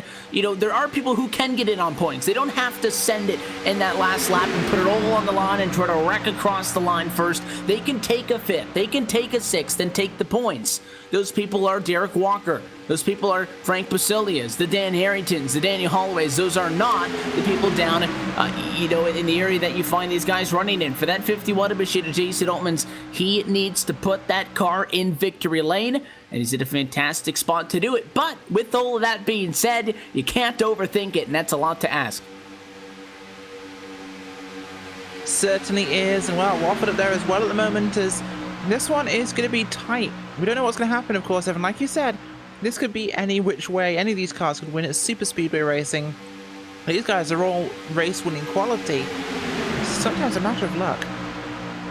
Sometimes a matter of luck, but also you have to keep in mind, is Chaburko going to get the yellow line there a little bit? He's kind of straddling that thing, going to come back up on track there. A little moment there for the 22.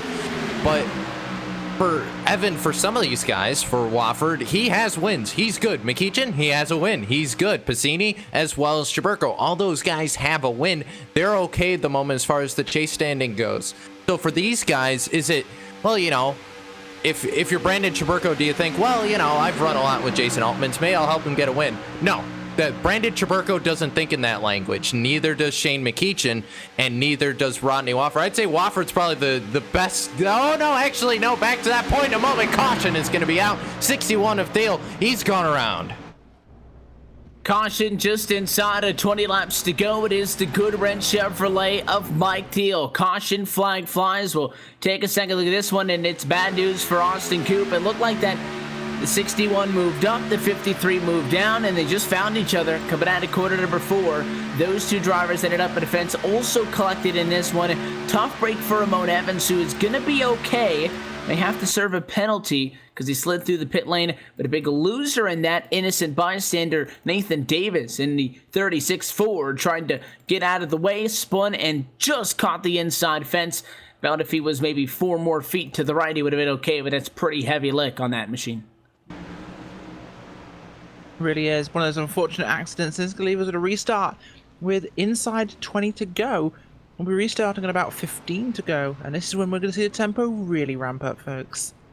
And you have to remember that 36 car, I think he's ready to just head home early. Evan was involved in that one of the initial cautions we had towards the beginning of the race. He waited, I think it was about 33 laps to come back out on track, and they wrecked the backup car too. So unfortunately for Nathan Davis, it just wasn't meant to be tonight, and some nights you just have that at the plate track. But the good thing is for these guys, you know, that all that fuel mileage we were thinking about, yeah, you can throw that out the window. This is an all-out sprint to the win right here. Drivers down pit road, fuel on board this time, going to be able to get you safely to mile marker 250. They are led to pit road by Rodney Wofford. It's a long trip down pit road for him to pit stall number 2. He's into the box, gonna go no tires on this one, fuel only, and he wins the race off of pit road. Good effort by Seth the Merchant. He will leapfrog Andrew Berger, go 3rd to 2nd. Not enough to get it from the 7 though. Certainly is. Of course, we'll get themselves organised out now from coming off pit road. Wofford, the Merchant by the looks of things. Berger, Piscini. I think Chaburko in 5th, so I think it's going to be interesting. It's going to be interesting, and, well, Evan, I'm feeling nostalgic here on LSRTV, so why don't we break out? He's not in the booth with us tonight, but why don't we break out a little bit of Haggerty's House of Horrors? Which, Rachel, I don't think you're familiar with this segment, but this is the segment when the commentators have to pick which driver they think is going to win the race, which, considering our track record the past year on LSRTV, this is going to go extremely well. And it goes downhill because we can jinx somebody just by simply mentioning them. So to make an actual hard prediction is just not a good recipe. So, because you have not participated before, we'll let you go first, and we'll let you call your shot. 17 laps to go. Who wins the race?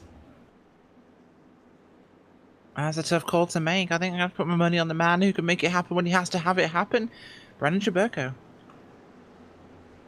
You got Brandon Chaburko, but the guy who I think is going to get it done tonight is that guy sitting right behind the leader, that 32 is Seth the Merchant.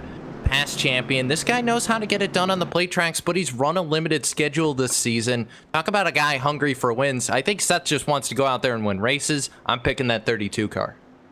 I'll play devil's advocate. I like seeing guys rack up wins. I know a lot of people don't, and it is so extremely difficult to be, successful on such a constant basis in a series like this. Outside of Chaburko with 19 career wins, Rodney Wofford with 20 career wins, there is only one other driver who has double-digit career wins in this series, and that's Mark Jorgensen Jr. with 12. So in the interest of making things fun, I think Rodney Wofford's going to get his 3rd win on the season.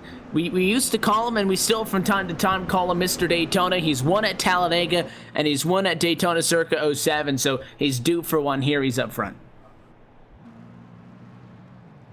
So now at this point, Rachel, basically we have to put out the disclaimer. If you are caused in this final wreck and we did pick you, it's not our fault. Oh, absolutely not. No. We aren't having commentators curse be a thing. It's just we're picking our most likely It doesn't suspects, exist. But, it doesn't exist. Those suspects are also I ever famous for said a reason. You have no proof. I'll just go back and edit this part out of the stream if we have to. It never happened. Never happened. Not that anything's going to happen, because nothing's going to happen. Correct. Obviously, it's just hypothetical speaking. Another thing that we could ask is, this restart's going to be with about 15, 14 laps to go. It'll be 16 to go this time. If we get the lights on top of the iRacing.com official pace car to go out, it'll be a 15 lap to go restart. How many restarts do we see? Do we go green for those 15 laps? Are we going to get a quick caution and get out of the restart? And there's, in theory, enough time for maybe 2 more yellows that would lead us to restarts. But once we get inside of 5 laps to go or less, a caution flag would end this race. So 15 laps is a good amount of time. I think there's enough time to work with that. And the lights go out on top of the pace car, so it'll be a 15 lap to go re-green the next time around. But while there is time to do work if you want to, in these final 15 laps is also, on the other hand, not a lot of time. Evan, my call on this one? We have at least 1 caution. Yeah, I got to back up Rachel here. I'm not sure that If we want to go to the trends here, Evan, because we can take a look at the trends. The trends say, if I want to put my Larry Mack cap on, the trends say we've generally been having cautions around this kind of last chunk of the race to go here. I think probably we're going to see another yellow before the end of this, because these guys like to play aggressively. I think we're going to see it here tonight. But as far as, will we finish under yellow? I don't think so. I think these guys will finish under green, but I got to agree with Rachel here. I think we'll see 1 more caution. Well, I'll tell you what, they set the bar last week for a finish. I was trying to think of a football analogy. That's not my area of expertise, so I'll say this. Nobody put money on the Cleveland Cavaliers beating the Indiana Pacers and then were excited when they won that bet. It's just not, a bet that you get excited about winning. So you guys can take the easy route. It's fine. You can take the conservative bet, make your $20 and move on to the next round. That's fine. I think that this race has an opportunity to go green flag to the end. 19 cars on the lead lap. There's a fair amount of space to work with. If these guys mind their P's and Q's, which is a toss-up, they don't necessarily play nice early, we have an opportunity to go these 15 laps through to the end. We're going to find out how this one shakes out, though. 85 laps going to be complete from Daytona. Green flag flies. Could it be for the final time? Demergent, good jump topside, neck and neck. The start is good, and the top side is moving forwards, which is a good thing for them. Those are hooked up here. There's some guys back in the pack who could have trouble. Chaburko being one of those guys, as is, I believe, Altman. He's down there too. They're almost side by side. In fact, up front though, DeMerchant and Wofford, Berger and Bassini, strong cars up there, and teammates in some of them. This could definitely get stressful. Yeah, it's definitely. I think it's the stress level has just gone up 1 level right now, and it only will proceed to get higher and higher as the laps keep getting counted down. But hello, Andrew Berger. He put the jet boosters on, because what a push he gave Rodney Wofford. I'm almost saying they're getting out too far right now. You got to be careful. You can't get out that far from the rest of the pack. You have to remain close, and now that 7 falls back to the 24, and he took a pretty good shot. That 24 Berger's not going to lift to make it nice and soft on you. The outside lane, though, not really there. You've got DeMerchant, you've got Cassini, you've got the 21, company from further on back. But there's cars on the outside, but there is not cars formed up at an outside lane. The inside, the place to be right now. It's going to be the 24, the 28, and the 12 who makes the move to the outside. Those guys are in the best spot, I think. I don't think DeMerchant gets an opportunity at the race lead within the next 5 laps, just because as soon as he gets a run, someone's going to jump up right in front of him. That's the struggle by falling back about 7 or 8 rounds, and doesn't even have to wait to get a run. There goes that 22 Chaburko up to the nose, so drop back down, but that, I think, is what's going to happen once DeMerchant gets going, and he'll be stuck in the thick of the outside lane. Caution going to fly, but it is not your race leaders. Rod flag from 24th. So it was Rod Flag, unfortunately, having another issue for him. And that was, I believe, in turns 3 and 4. Yes, it was. Still not entirely sure what happened to him, though. He went up the track and just spun out. Oh, he solo spin there. Evan, not a good one for him. He went up the track, cut a tire down, into the safety barrier, and round he went.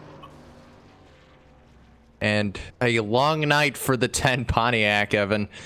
This is going to get a whole lot longer. The first thing that came to my mind is Kelly Dahl earlier. Kind of looks similar. Yeah. If it was like an issue with the sim or something. Because he was kind of, if you go on board, you can see he's kind of sawing at the wheel, trying to make the corner and got into the fence. Could have been an issue where he lost the monitor or lost a monitor and some sort of an issue like that. He had control over the wheel, but I just don't think he knew where he was. And again, it's not a racing deal, it's a sim racing deal. Tough break for on flag when it rains and pours, because he was already 14 laps down when that happened. Rachel, I think Evan owes us $20 now. That's what I got out of it. Sure, why not? Let's do that. Yeah, but do you feel good about yourself? That was the whole point. Yes, it doesn't matter. If you have to, but I have $20, so yes, I do feel better about myself. But the point is, if you make the bet on the underdog and you kind of get a little bit of passion into it, you put down a $100 bet, and if you win the bet, you go home with $200. It feels a lot better than having to bet $100 to only make 20. The safe bet is never fun. So, safe bet still makes you money, and I'm always about the safe money. I don't know. It would cost me the $20 in fuel to drive down to the sports book to make that money. So. Well, I guess we'll leave the gambling references to the Vegas native. How about that, Rachel? Yeah, he's the expert, of course. Well, I was going to come up with some sort of a gambling putt, but we're at Daytona, so well, you could say at Daytona, the house always wins. Nah. If that gets fair one, played out. I'll give it to you. Yeah. Not bad. All right, so... And you do win the bet. I'll concede that much. So we had a restart with 15 to go. Caution flag came out. I did say, though, the guys up front might mind their P's and Q's. They weren't doing that bad of a job. The caution did come from about 3/4 of a track length behind him. But now we're going to transition into the final 10 laps of this race, see how this plays out. But now we're at the point again where this restart will be maybe 9, 8 laps to go. If we're going to have another caution and another restart, it's going to have to come quick. Because as we've said, there is no overtime at iRacing service. For those who are familiar with the sim, that is a well-known fact. But for those who may not know, there is no NASCAR overtime.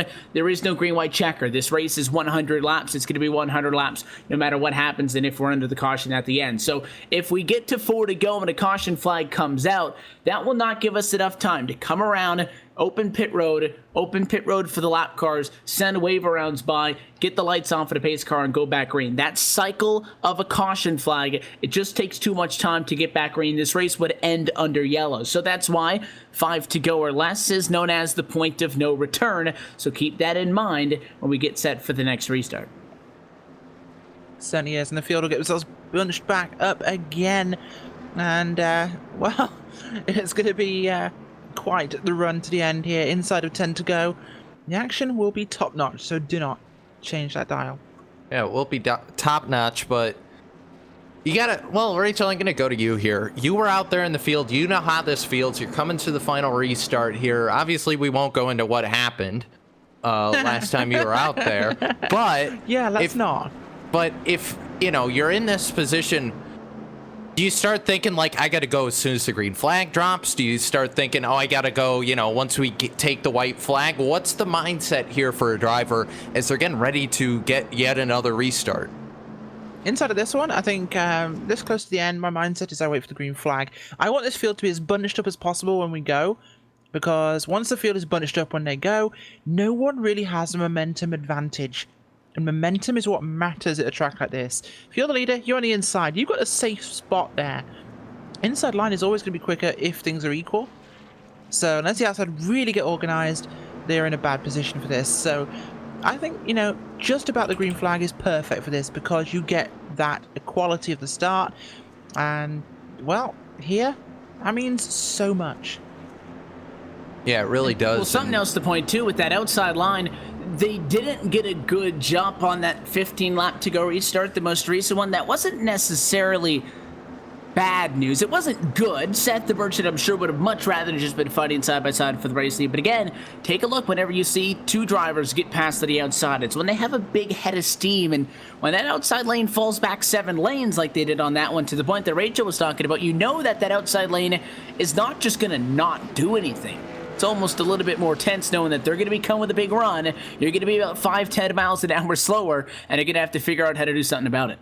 Yeah, no, you're absolutely right. And it's tough because if you're a driver on that outside, obviously you can't go push it, like shoving the car in front of you, because we've seen what happens when drivers do that. We've seen guys get turned around. I mean, we look at last week, all the cars that got turned after contact in the corner.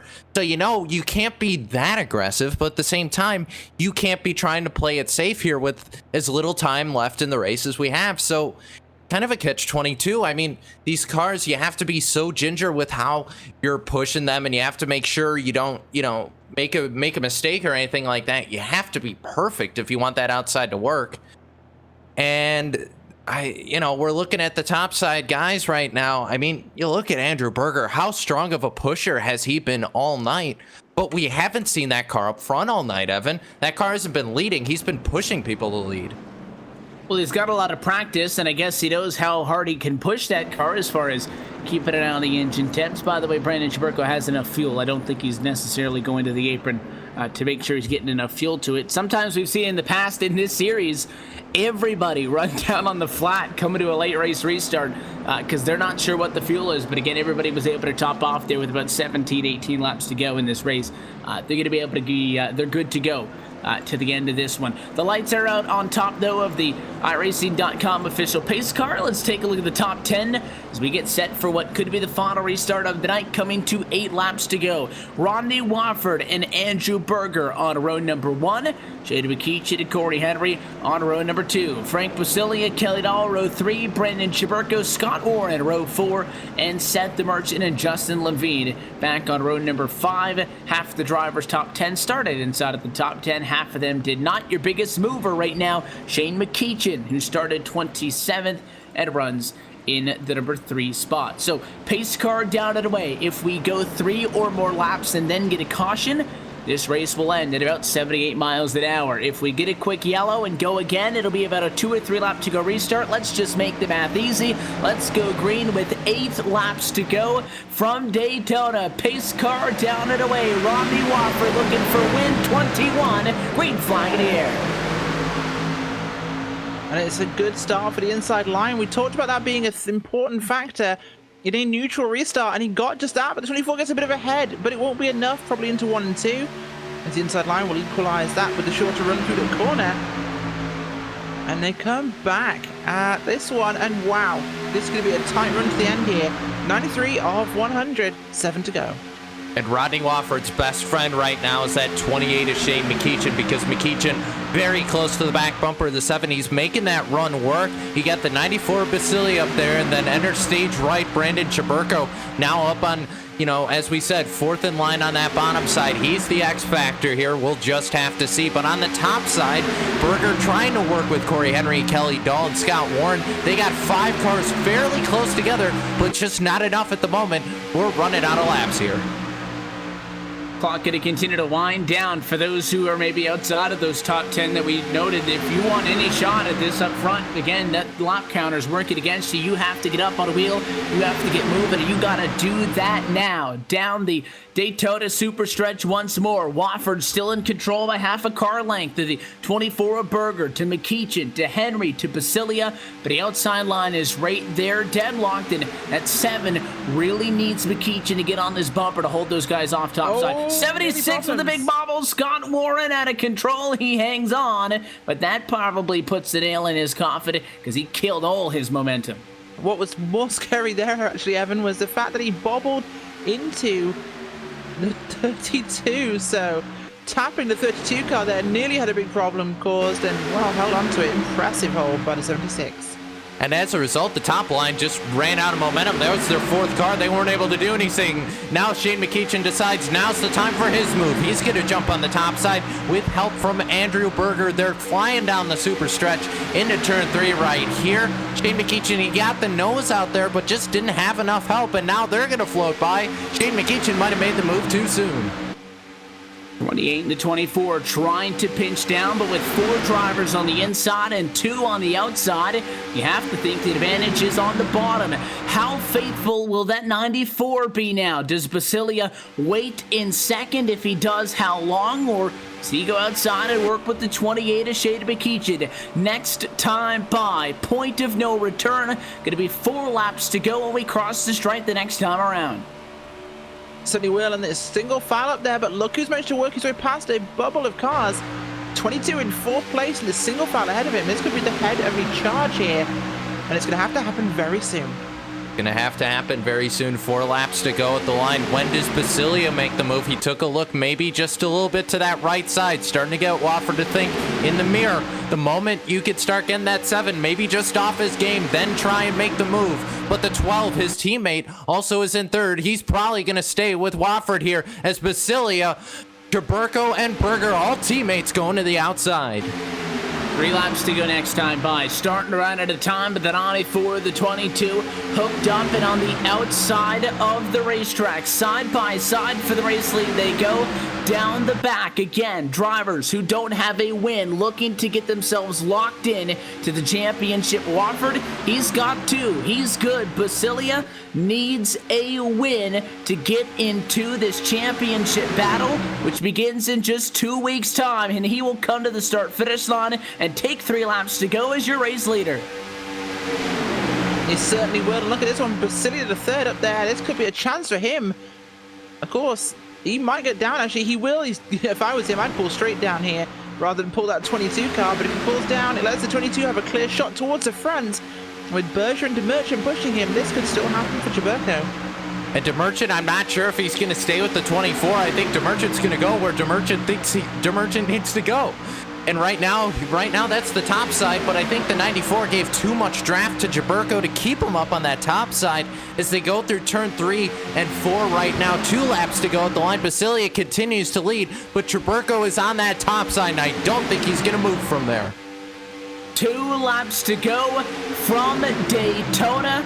But ultimate time, this time off to quarter number 1. Again, Basilia into tonight about 30 points out of a points transfer spot to the chase. Possible, yes. Get the win. You don't have to worry about it in 1 week's time. The 7 to Wofford, he is in. Jaburko, he is in. How about that 12, though? Corey Henry, highest driver in points without a win. He's good. The 24, machine of Andrew Berger in the mix as well. He's good on points right now. So the only driver of the top 5 not in the chase at the moment is Frank Basilia, who's coming to take the white flag. Certainly is, and this is it. Coming to that white flag now. 2 races remaining. This is one of them. One driver could lock in here for a chase spot, and it's Frank Basilia leading the way on the low side. Here comes Jaburko on the outside, though. One last chance for one big move. Can they lock up on the outside? Can they do it? Basilia is actually going to get moved to the top side. Wofford was able to get to the bottom. Now his teammate in the 12. He's going to push him here side by side down the line. Corey Henry went with the teammate there. Basilia does have help on the top side. Where will DeMerchant go? DeMerchant going to make his own line, but it's Basilia, all Basilia through 3.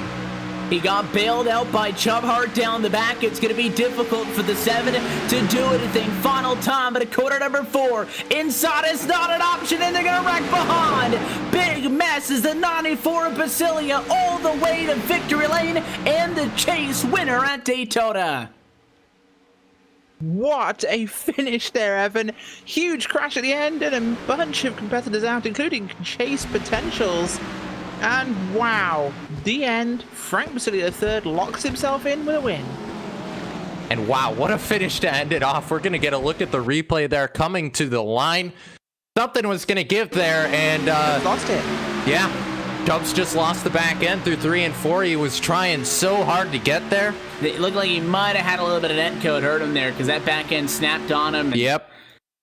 And I don't think it changed the end. I mean, it changed the finishing positions, you know, for 2nd and 3rd on back. Jaburko finishes 14th in this one, but I think that 7 just really didn't have anything. The 94 was holding the double yellow. The 22 wasn't going anywhere, and I think that move down the back, courtesy of the 22, put that 94 in the perfect spot, and on the inside, you were just pinched in, couldn't go anywhere.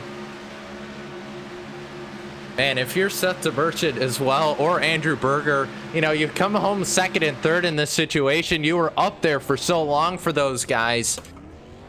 Kind of burns to come home 2nd and 3rd, and, well, at the end of the day, Frank Basilia, he punched his ticket into the chase here, Evan.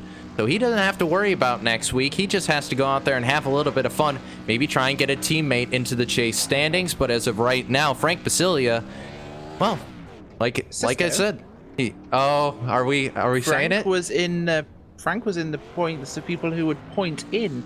Does Yeah. that move somebody else up? So that Yeah, this is moves- going to kick wow. people down. This is what's going to happen is he was in the top 6. Again, we had 12 drivers going into the championship. 6 into tonight with wins, 6 on points. He gets a win, so it's going to jump him up now into 7. So therefore, there's no longer 6 points positions available. Andrew Berger came into He's gonna get tonight moved 12th. out, He yeah. is going to get dropped below. However, he was only 7 points behind Brandon Cruz Monsivice between 11th and 12th. Berger comes home 3rd tonight. Monsivice comes home 15th. I think Berger will hang on to 12th on the chase grid, and I think that Brandon Cruz Monsivice may end up as the driver out. And also, Paul Servant also did not have a good run at all tonight, so he's going to fall back into the clutches of Rod Flagg, who also didn't have a good night. It's all very scrambled because also you have to keep in mind Corey Henry, despite being involved in that final wreck coming to the checkered here, he still had a decent finish there. Oh dear, this is going to be a big scramble for points towards the end of this thing. And you want to talk about it coming down to the last week. If you thought tonight was crazy, one more week and another win, maybe a new winner in 1 week's time, could definitely have these guys break it out to calculators and trying to find out what it is going to be.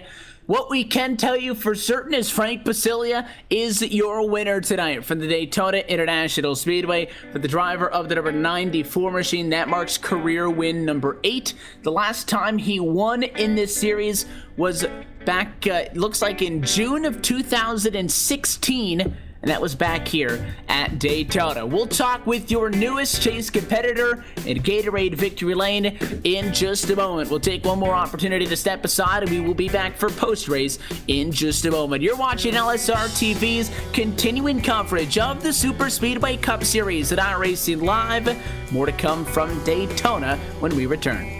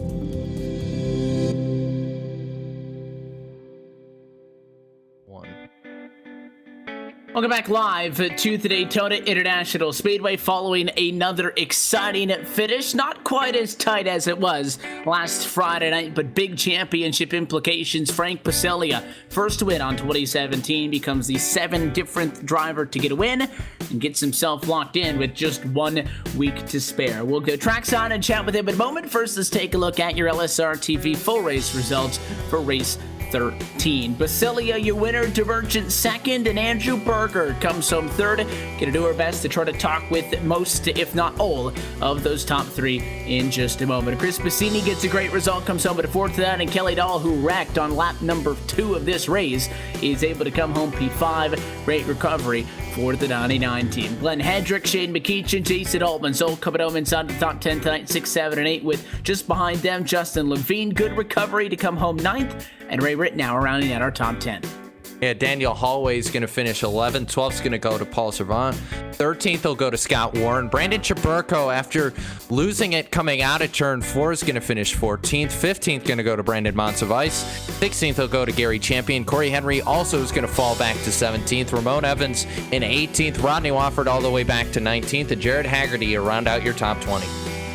Rest of these drivers well out of this race, double-digit laps down and behind the wall. 21st for Dan Harrington, 22nd for Mike Teal, Austin Coop 23rd, Ron Flank 24th, and Kenny Holderman 25th. Rounded up the field 26, 27, and 28. Tom Dryerling, Derek Walker, and Nathan Davis. That's a look top to bottom at your LSRTV full race results. Your race winner tonight, though, is Frank Basilea for the first time in about 10 months, but it comes at the right time. Frank, congratulations on the win. Last time you won it was here at Daytona. You get the job done tonight, and not with much more than a week to spare, because this makes sure that you don't have to worry about clawing your way in next week. You get yourself on the chase grid. Hey, thanks, Evan. It's we've been running up here all season and just keep getting junked at the end of these things. So picked a really good time to finally get a top 5 and a win to lock us in. Sweating bullets, man. I'm gonna have a nice cold beer after this one. He came into tonight about 30 or so points back. I know that the final driver in on points was Andrew Berger, and you came into tonight, looks like it was about 19, maybe 20 points back from him. So, a good result for you tonight would have gotten the job done, but he came home in 3rd, so, if you finished 2nd and he came home in 4th, you still beat him by 2 spots, but you're still going to next week about 16 points back. So he had a good run. Did that kind of maybe, not force you to go for the win? That's obviously the objective, but were you really aware at all there with that 10 lap to go, 8 lap to go restart or so that he was up there, or were you just going for the win and kind of tunnel vision on that? No, I knew he passed me in the points, so I don't worry about it so much. Just trying to get to the last 10 laps, but I saw him up there. He's been racking up top 5s, good finishes recently. I don't think I had a chance on points at all with the drops, just because I've had so many, finishes between like 15th and 20th. So he was going to get me on drops too. I just knew I had to, dig and try to win. No matter who was up there, but I was definitely watching out for him. I know that it's obviously a big relief for you guys. You talk about how you've been running up front. Last win marked here as the 3rd of June in 2016. I know that that's not a fair representation of what you guys can do and what you guys have done. I noted earlier in the race that you on an illustrious list of past series champions. I know that you would like to get another one. It's been since season 6. The 94 is always up there, but something or other keeps you out of it. Now that you guys are there, how confident are you, despite the fact that it took this long to get a win, making the point that, hey, it took us this long to get a win, but we've been running good. Do you feel good now that you got the win kind of off of your back that you can at least get through next week? And then once we get to the chase and we go into those 3 race rounds, be able to do what you guys have been doing all season and, put that car in positions to get wins like this and maybe get championship number 2. Oh, man, it's relieved in all capital letters, Evan. Yes, I tell myself every week, getting kind of wrecked out of these things the past literally couple of months while running in the top 5 or 6. I'm running up front. I just have to keep doing what I'm doing, and you got to have luck in these things. So I wasn't going to change anything. I don't think I'm going to change anything. I'll have a little bit more fun next week, knowing that there's not as much pressure on the line. Maybe get another win for the bonus points would be cool, but being locked in and getting to run with the best in the league, man, I was getting really nervous. I wasn't going to be a part of that, so I'm proud to be part of those guys, or proud to be chasing with them guys, whoever that turns out to be after next week. You'll be going up against 11 other drivers, and we can't even promise you that entire list because some people's fates will now go into next week. Luckily for you, don't have to worry about that. You're locked in here tonight, Frank. Oh, yeah. We'll let you take off. I know that it took you a long time to get this one, so as always, the sponsors, the shout-outs, and all of those good folks who makes it happen getting this 94 back on top. Yeah, I appreciate it, Evan. He said it's been a damn long time getting to talk to you guys, so it's nice to be back up here. Got to thank everybody up front there, Chubbs, Berger, Rodney, J-Rod was up there, Shane, all those guys that were running hard as hell, but keeping it clean. I think some neck code kind of crashed everybody off before, but now some hard-ass racing. Got my heart pumping. I'm sweaty. That's what it's all about. Also got to thank Rod, as always, for putting the league on. And for the first time this season, I get to thank my smoking, sexy wife for letting me run these things on Friday nights. My first time being interviewed after having a little girl, Sophia. So I want to throw her in there. Love you.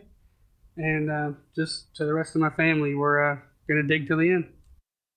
I think the last time you parked at a victory lane, you had the McFlurry car, and I think I went and got a McFlurry. That's it's right. not the McFlurry car tonight, but it is a McDonald's drive-thru, and that's how you get a McFlurry, so we might make that happen. I'll keep you posted, Frank. But, hey, congratulations, sir, on the win. I know that you guys have been up here all season long, and well-deserved. Next week, not a huge concern for you guys, but hopefully we'll chat with you then. But definitely good luck in the championship, and I wish you the best. Thank you very much, Evan. I appreciate it. That's your race winner tonight from Daytona. Frank Basilia back on top of the pile of the 94, getting the job done. Andrew Berger was breathing down his neck in this one, and those two into tonight were fighting for the last spot in on point. Cisco, he drops out of the top 12, but he think he's going to be in front of Brandon Cruz-Monsivais. So really, we don't know yet until the points come out where Andrew Berger is going to be. But we know that nonetheless, he has a very stressful Talladega race coming up next Friday. You're trackside with a third place finisher. Yeah, I am. I've caught up with Andrew Berger down here on pit road. And Andrew, well, we just got done saying it. The way it stands right now, you are going to have a very stressful race next week. But that's next week. First, talk us through this race. You were in decent position coming to this last restart. Talk us through it. What did you see out of the front of that 24? Yeah, I just wanted to have a good restart. I've been struggling with my restarts, especially on the outside the past couple weeks. It's kind of put me in bad situations coming to the end of the race, specifically when with the last caution there. And I nailed it that time, finally, and kept up there with Rodney side by side or door banging each other, but it was just tough on the outside tonight with the setup and just how things were going. And I had a little damage from an earlier incident still that I think was affecting me, but I did all I could to stay up there. I fell back a bit, and then I got into the inside and just tried to get my way back up there and push Frank and Brandon there to victory. And ultimately, it all worked out, the three of us. Yeah, it did all work out, but now we leave Daytona and we have one more race before the chase. You're not locked in with a win, which means you either have to win or you have to have a really good points day, and we don't know what the points yet hold for you, as we are still waiting for, obviously, the officials to take a look at everything, sort out the points before they go live. But is next week a must-win race for you, Andrew? It will probably feel like that, but I think it's going to be between myself and I think Brandon. Yeah, between us two, the last race looks like I don't know. It's going to be tough. I mean, it's stressful just knowing that being a past champion, you may not make it. I mean, that would be devastating, to be honest. And I don't want to miss it. I don't think I've ever missed one of these chases, but these guys are very tough, and it's not not easy making these chases every year, every season. So there'll be a lot of pressure on the 24 team to do good all around, not getting involved in any wrecks and having solid restarts again. And yeah, the stress levels will be a little high next week, but hopefully I can keep up the strong runs I've been having the last couple of weeks, and I should be in good shape, hopefully. Well, Brandon, before you go, we want to give you a chance, give any sponsors, shout outs. Who makes it happen for you in the 2014? Yeah, I just want to send a shout out to all the guys I worked with tonight. Again, congratulations to Frank. Awesome victory there, locking himself in. Although even though that puts me a little difficult spot to make it next week, but good for him to lock himself in. For Brandon pushing me, Seth there at the end helping me out. All the guys, Jay, Shane. Of course, Rod, appreciate all he does for the league, keeps it going. Even I know he had a terrible night tonight. That puts him in I think a bad spot as well next week. But no, he does an amazing job with this league, keeping it together and running it. Also, shout out to the guys handing out the penalties each week. I know they spend a lot of time, Frank and Chris as well. So, and of course, you guys, for all you guys do. Thank you so much. Well, that's Andrew Berger. He finished third here tonight from Daytona. Andrew, congrats on the third place finish, and we'll see you next week. Thank you. Well, Evan, he said it. A past champion worried about making it into the chase, and that's what the chase does. It puts guys in situations where they have to run flat out. When, in a regular points format, they might be able to, rest on their laurels or something. That's what the chase brings, and we've got a heavy dose of it coming up next week. Not only a past champion, but the defending champion and the only 4-time champion may not even have an opportunity to fight for his championship life this season. Another past champion, though, Frank Basilia gets in. That's the difference between first and third. 2 spots on the racetrack could be just qualifying for the chase, could be a championship when it's all said and done. And again, a lot went down just based on the fact that Basilia got the win here tonight. And again, at 2 to go, he was the only driver inside of the top 5 in points on the chase grid, top 5 in a running order that was not on the chase grid into tonight. He's the one that wins it. That completely changes the nights of Andrew Berger, Brandon Cruz Monsivice, and we're going to have to go into Talladega next week. These guys are going to be going for it in that spot now. No longer 6 spots available on points, only 5. And if we see another first-time winner, only 4. So if you're Andrew Berger, Cisco, you can't just bank on Holden. You got to be on the attack. Yeah, you absolutely do. And at, the widest track we'll go to, the fastest track we'll go to in Talladega. Perfect place to see a first-time winner. And, Talladega's a track where you can go 4 wide. You don't have that kind of constraint of the 3 lanes that we see at Daytona.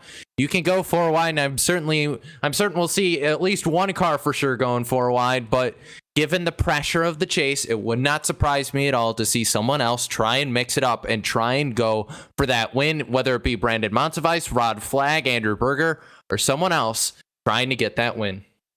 And we hope to see you next Friday night. If not, though, how about join us for the 6th night this week on iRacing Live tomorrow night at 10 o'clock p.m. Eastern for the United Sim Racing BNC Lawn and Landscaping Truck Series. It's our last broadcast of the week. You can find our full broadcast schedule, though, on our website. Check us out at www.livesimracing.com. And you can also stay up to date with us on social media. Make sure you subscribe to us on YouTube at youtube.com/LSRTV. Follow us on Twitter at LSRTV. And give us a like on Facebook at facebook.com/LSRTV official. Until next time, that wraps things up here tonight from the Daytona International Speedway. On behalf of the entire team at LSRTV LLC, the folks behind the scenes, the folks who bring you coverage night in and night out, and of course for the broadcast team tonight. For Cisco Scarbuza, for Rachel Whiteford, and for myself, Evan Pasocco, want to congratulate Frank Basilia, now once again a winner in the Superspeedway Cup Series and Chase Qualifier number 7 on the season. Right here, same time, same place, next Friday night is where you need to be. It'll be the final race of the regular season for the Superspeedway Cup Series, and it'll only be right here on LSR TV and iRacing Live. We'll see you then.